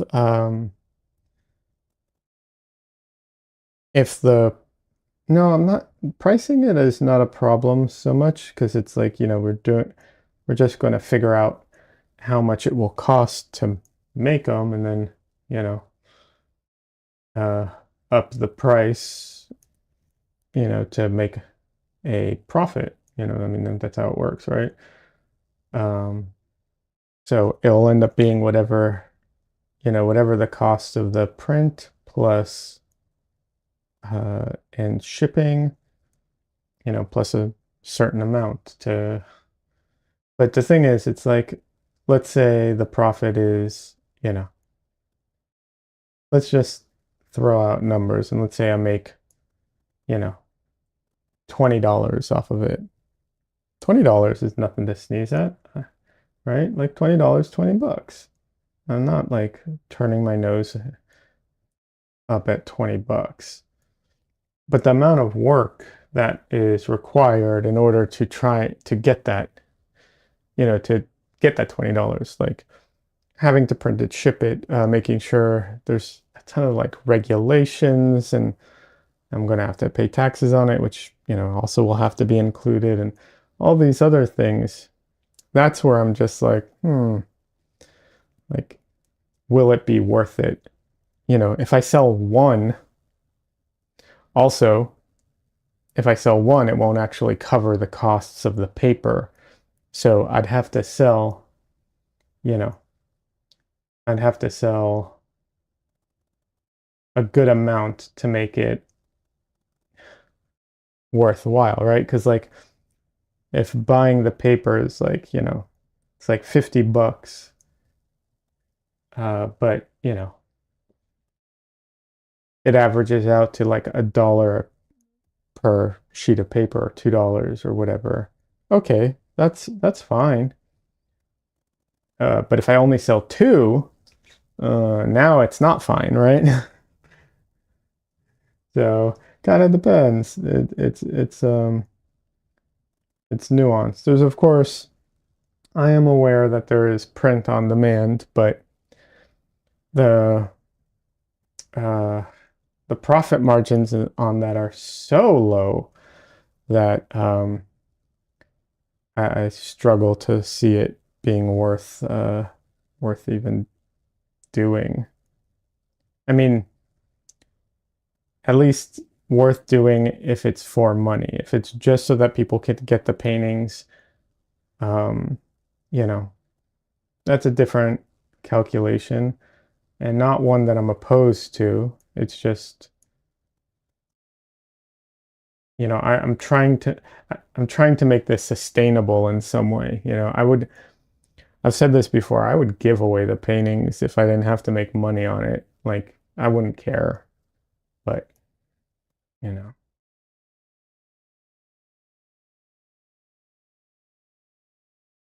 it's not quite the reality of things at the moment.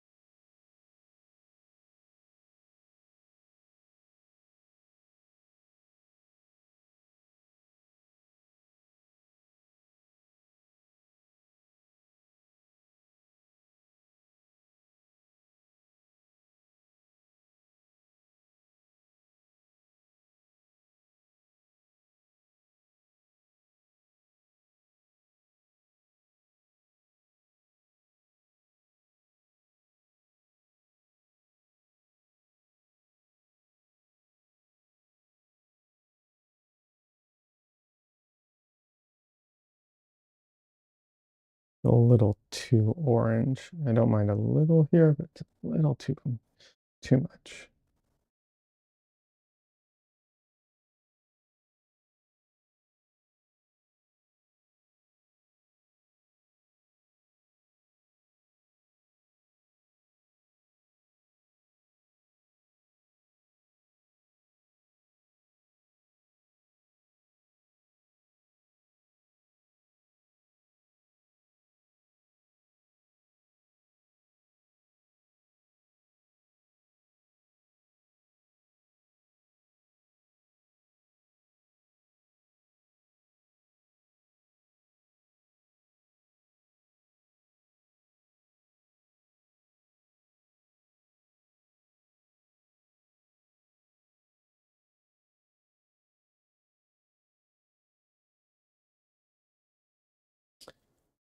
Okay, Des, no problem.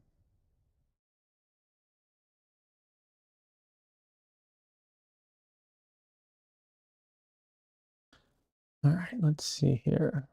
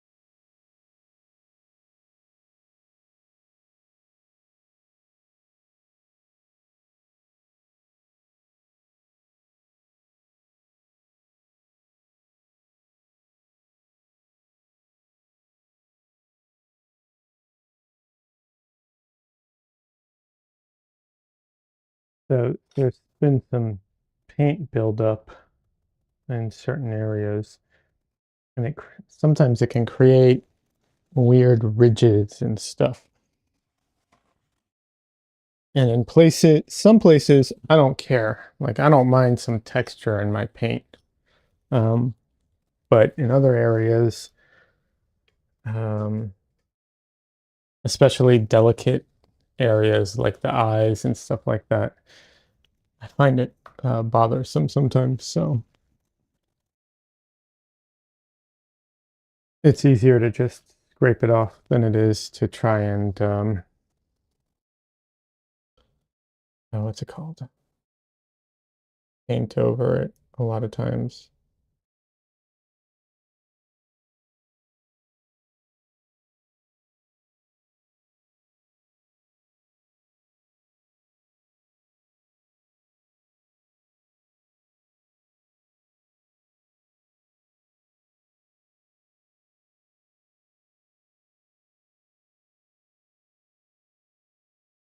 It's not that this is like, horribly out of place or anything. It's just, like I said, it's creating some like weird ridges and texture that I don't necessarily want in such a detailed, refined spot.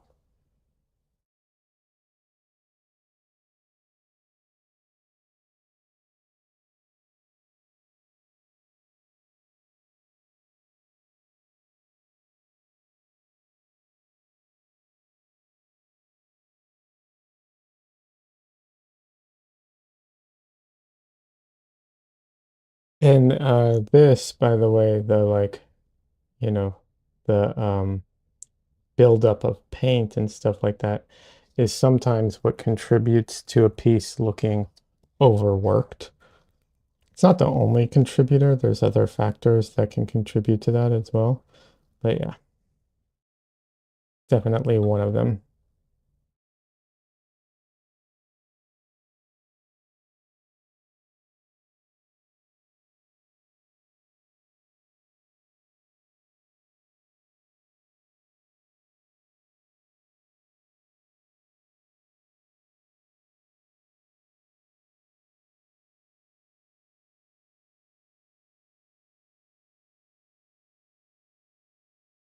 So right now I'm scraping it. not to take the paint off, but just to smooth out the edges of the pieces that I like, the areas that I did, so that there's no like ridges.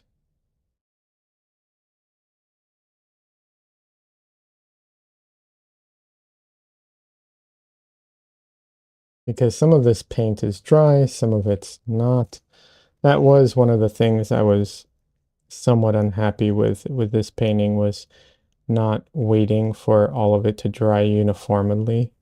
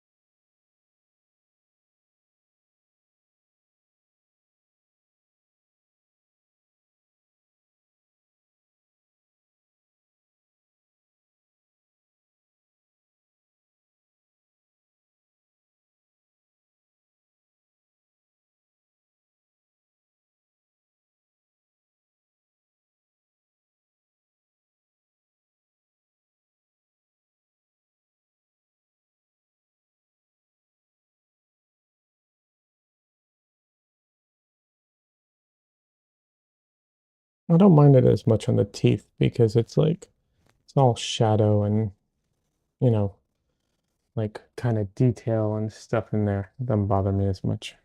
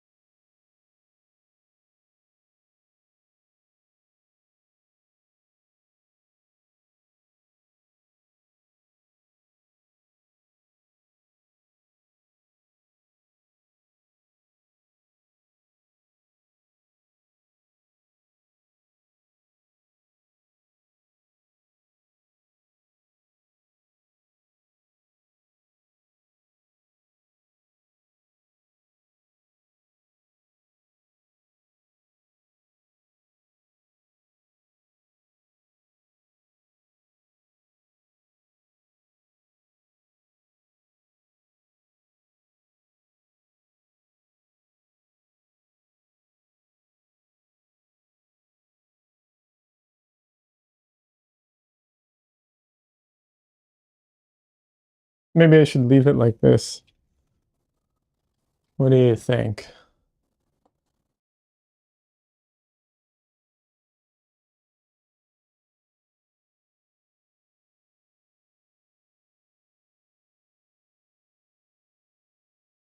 Um, what,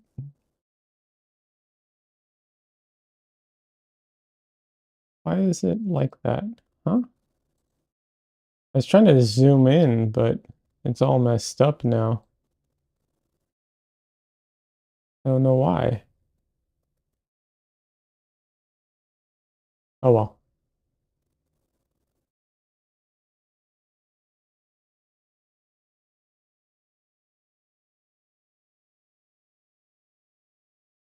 Well, I was trying to zoom in for you, but my thing is broken and I don't know why. I'm not gonna fix it right now. So sorry.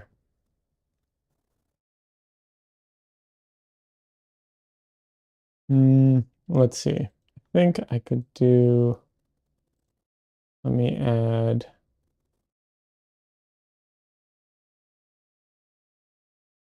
okay, I might be able to do this. Perspective.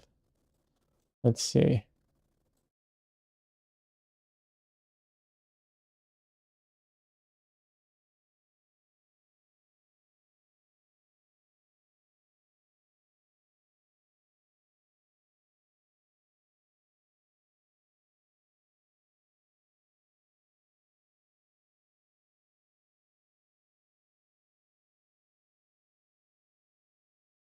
There we go.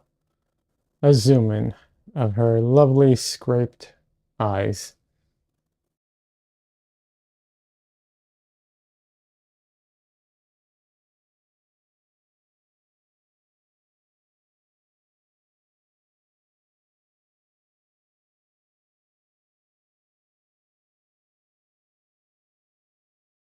Uh,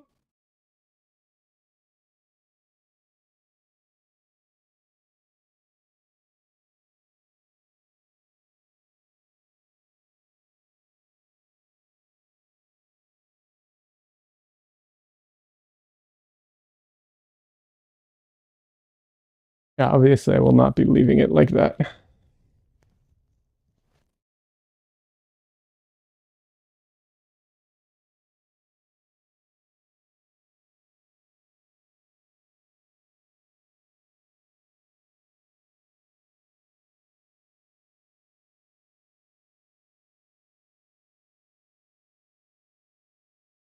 Alrighty.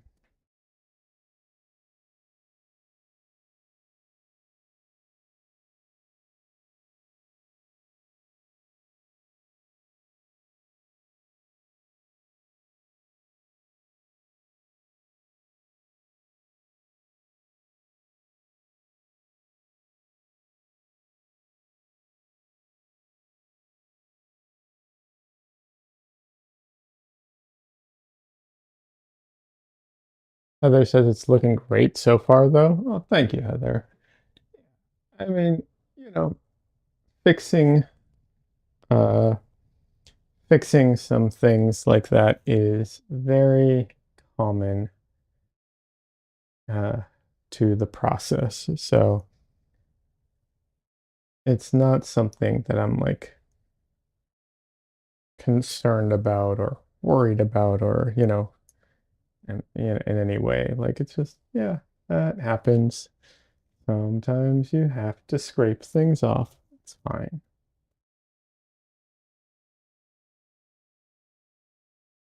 When my attitude about that changed and I was more willing to do that, it really helped with my paintings too,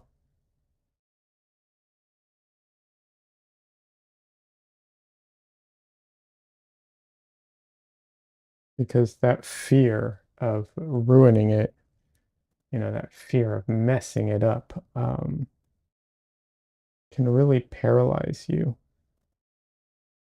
At least for me, when I'm talking about my experience. So yeah, as far as for me, I would often find it paralyzing, um, and it would make me overly cautious and, um, you know, it would essentially make me be a worse painter ultimately.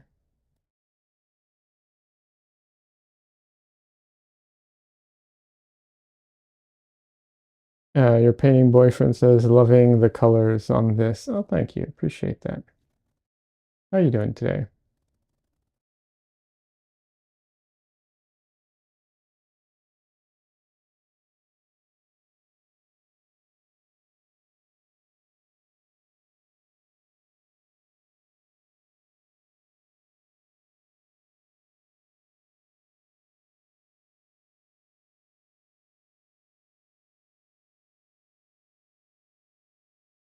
I'm okay. How are you doing? I'm good. I just, trying to, this painting basically has to be done tomorrow.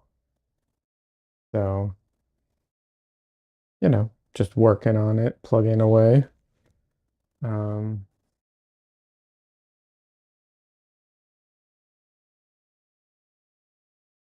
yeah, doing all right otherwise.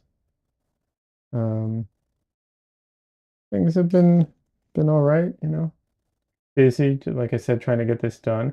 I was hoping to have some progress videos of it as I went along the way, but I could not manage that. It was too much to do the videos and the painting and get it done in time. So Donley says being willing to rework or restart a piece has dramatically helped my work too. Yeah, Donley, I'm glad to hear that. I've heard that from a lot of people. Uh, it's not I've heard that many times, from all kinds of, from all different artists. So I do think it's a I'm not going to say it's a universal thing. I'm sure there's some people who never had that issue, but generally it seems like it's pretty much a universal thing. Um, that like that willingness to uh, rework a piece of artwork or restart it. And I think part of it is not just the willingness, but the like how precious some artists hold each piece. And um, that brings fear of like messing it up, and that brings all these issues with it. And I think that not not holding your artwork as too precious, especially in the creation process, um, during the creation process, is important. And that helps with the fear too.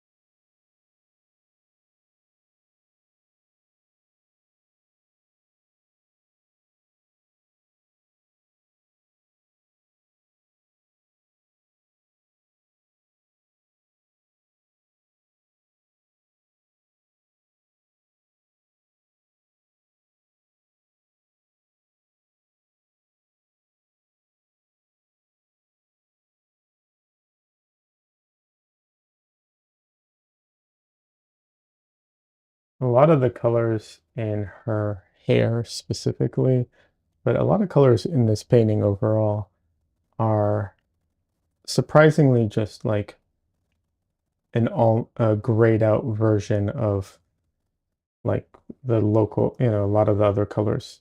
So even though some of them appear yellow, it's actually just like a grayed out purple.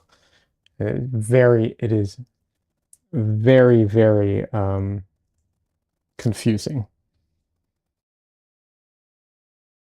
And the way I'm managing that to do is to sometimes try and definitely get the right color. It's like sometimes, yeah, it's just a gray of purple or whatever.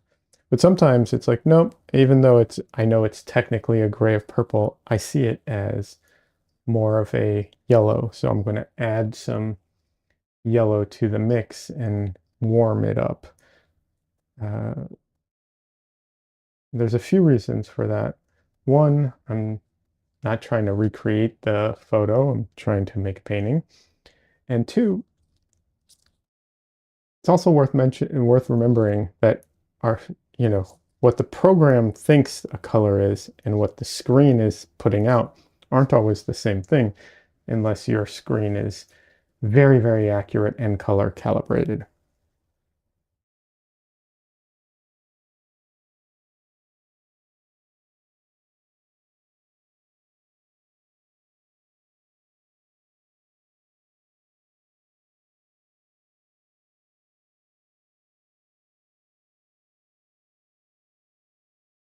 It's easy to fall into the trap of like, oh, well, the, software says it's whatever this color, my color picker says it's this, so it must be that. Like, is your screen calibrated to that? Because if it isn't, the color picker might be correct, but your screen isn't.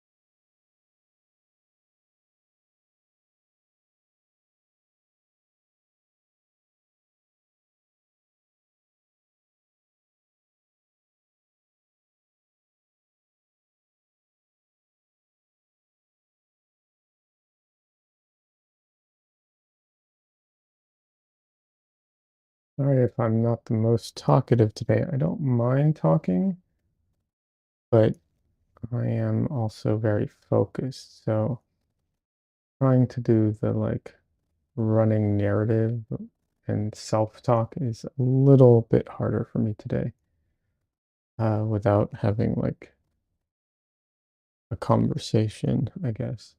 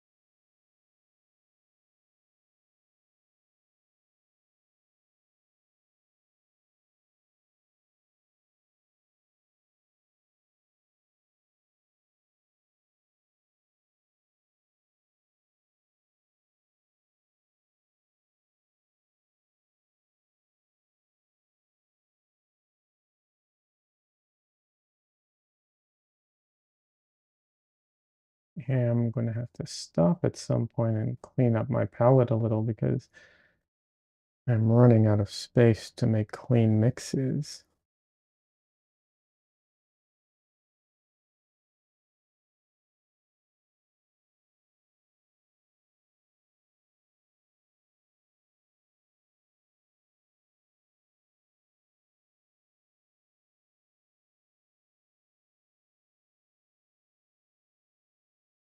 One of the reasons I tend to run into that problem is I don't clean my brush very well. So, so I tend to run out of, so I tend to like pollute my mixes. Um, and usually that's fine, uh, because you can just, you can basically over mix and then you get to where you need it to be. However, um, if you need very clean colors, that doesn't work. Yeah. And this whole painting has a ton of like really bright, polluting colors that tend to pollute the surrounding colors quite a bit.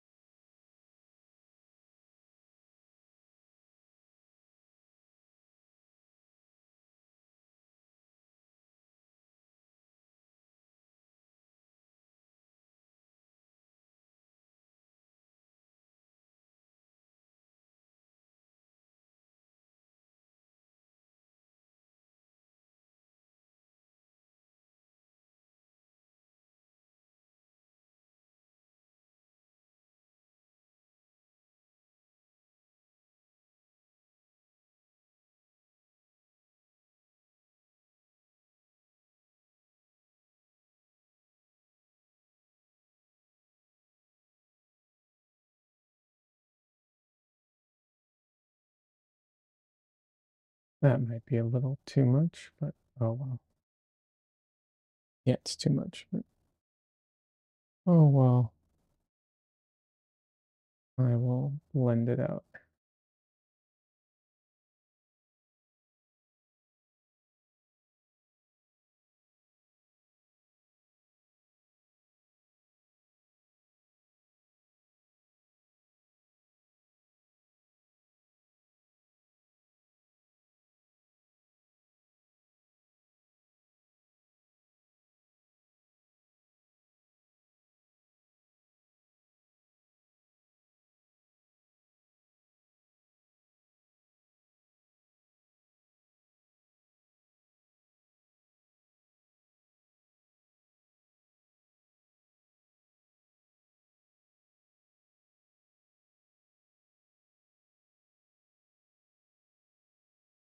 That is not the accurate color for all of that, but the base, and I will paint in on top of it now.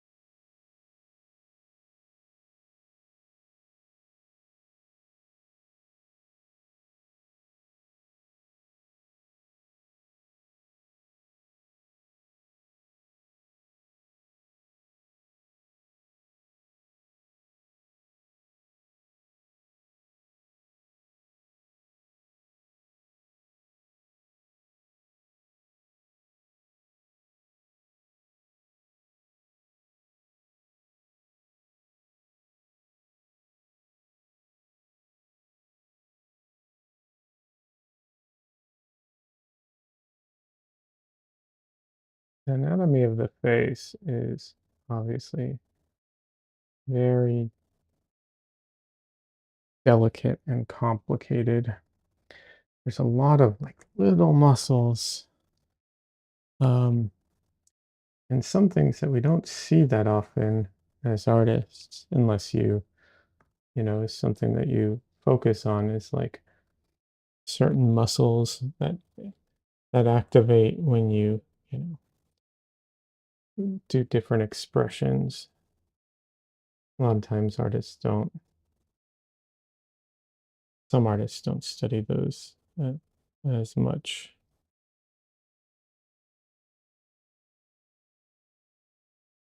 And it is worth studying.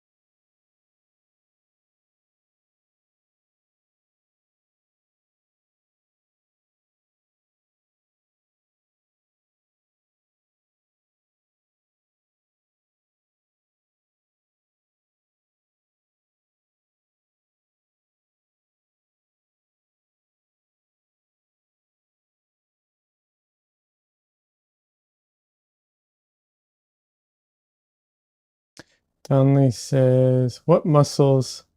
Cleaning dishes and missed what you said.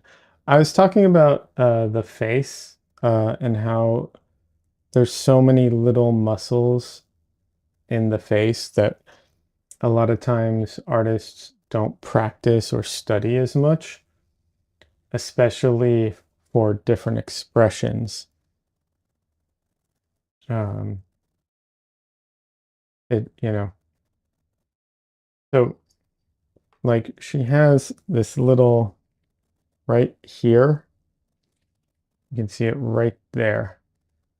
Well, maybe you can't see it, but there's a little like hitch that's creating like a little bit of a fold. It's not a wrinkle, it's just showing the anatomy. And it's from the tightness of her smile that is causing that. And it could be a muscle that's like back here that's helping pull the mouth open for the smile. I'll be honest, I don't know. But yeah, it's something there that's causing that.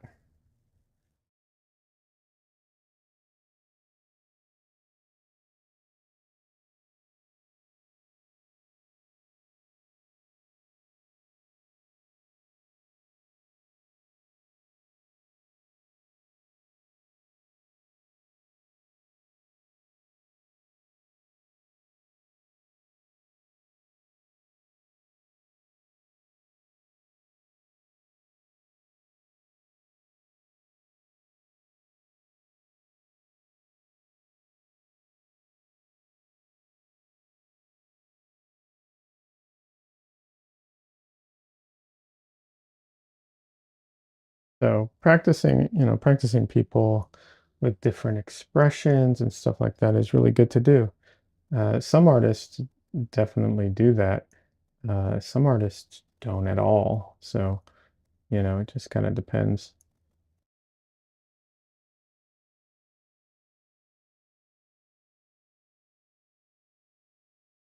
Donley says, great point, and thank you for a reminder. I have studied face muscles some, but I'm working on a character at the moment, and I think I referring to some muscles reference might be just the thing to help it along. I'm glad it's helpful.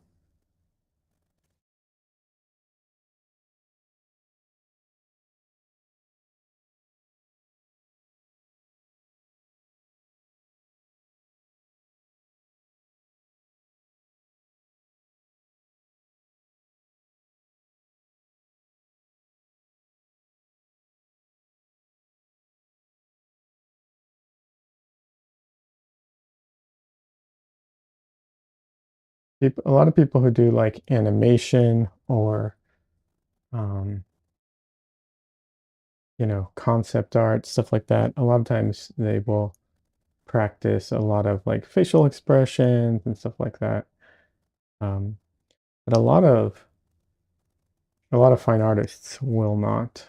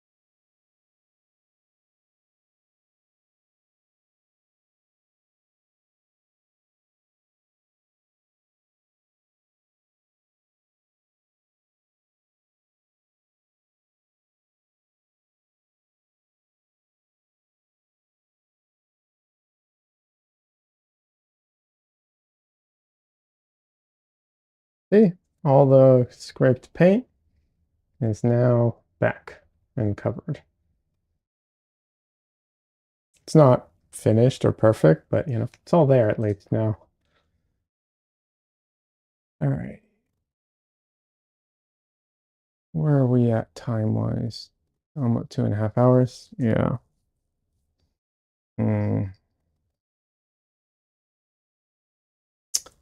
I think I'm gonna have to end stream.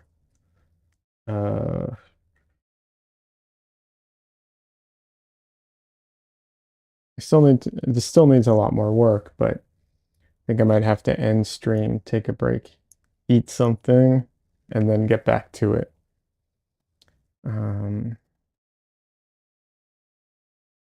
Also, a break would be nice. It'll help me see things better. There's some things here that are going to be like last second because there's like you see these lines here that like these spots. These are things in the foreground like that are hanging. Same thing here. Some of these things have to be like the last things to be put on it because I don't want to have to like paint around it constantly. Um, so I have to make the whole painting and then go in and do those fine, details. Well, they're not that detailed. They're kind of blurred, but you know what I mean. Yeah. Oh, perfect timing. Because we have a Dresden. Dresden can say goodbye to everybody. Isn't that right, Dresden? Yeah. Look at you. You can say goodbye to everybody. Such a fluffy boy. Oh, he's such a fluffy boy.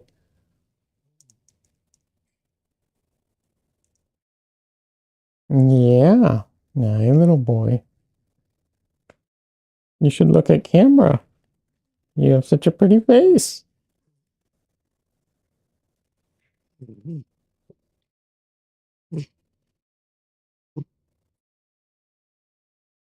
You can hear him snorting, I think. I'm not sure. It looked like the thing was making sounds when he was snorting.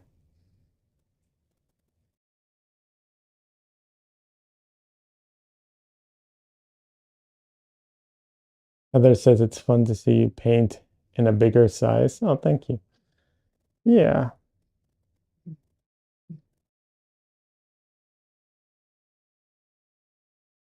He's distracted. Misu's outside making noise. Oh, and he wants to go see what she's doing. Oh, okay. Okay. Mwah.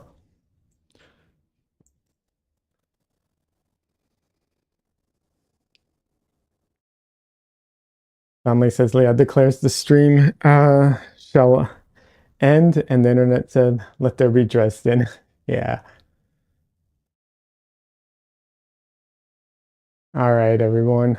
Yeah, I'm gonna call it a day for the stream. There's a good chance later tonight when I'm painting, I will hop on Discord and just hang out, um, just as a way to keep going. So if that's something you're interested in,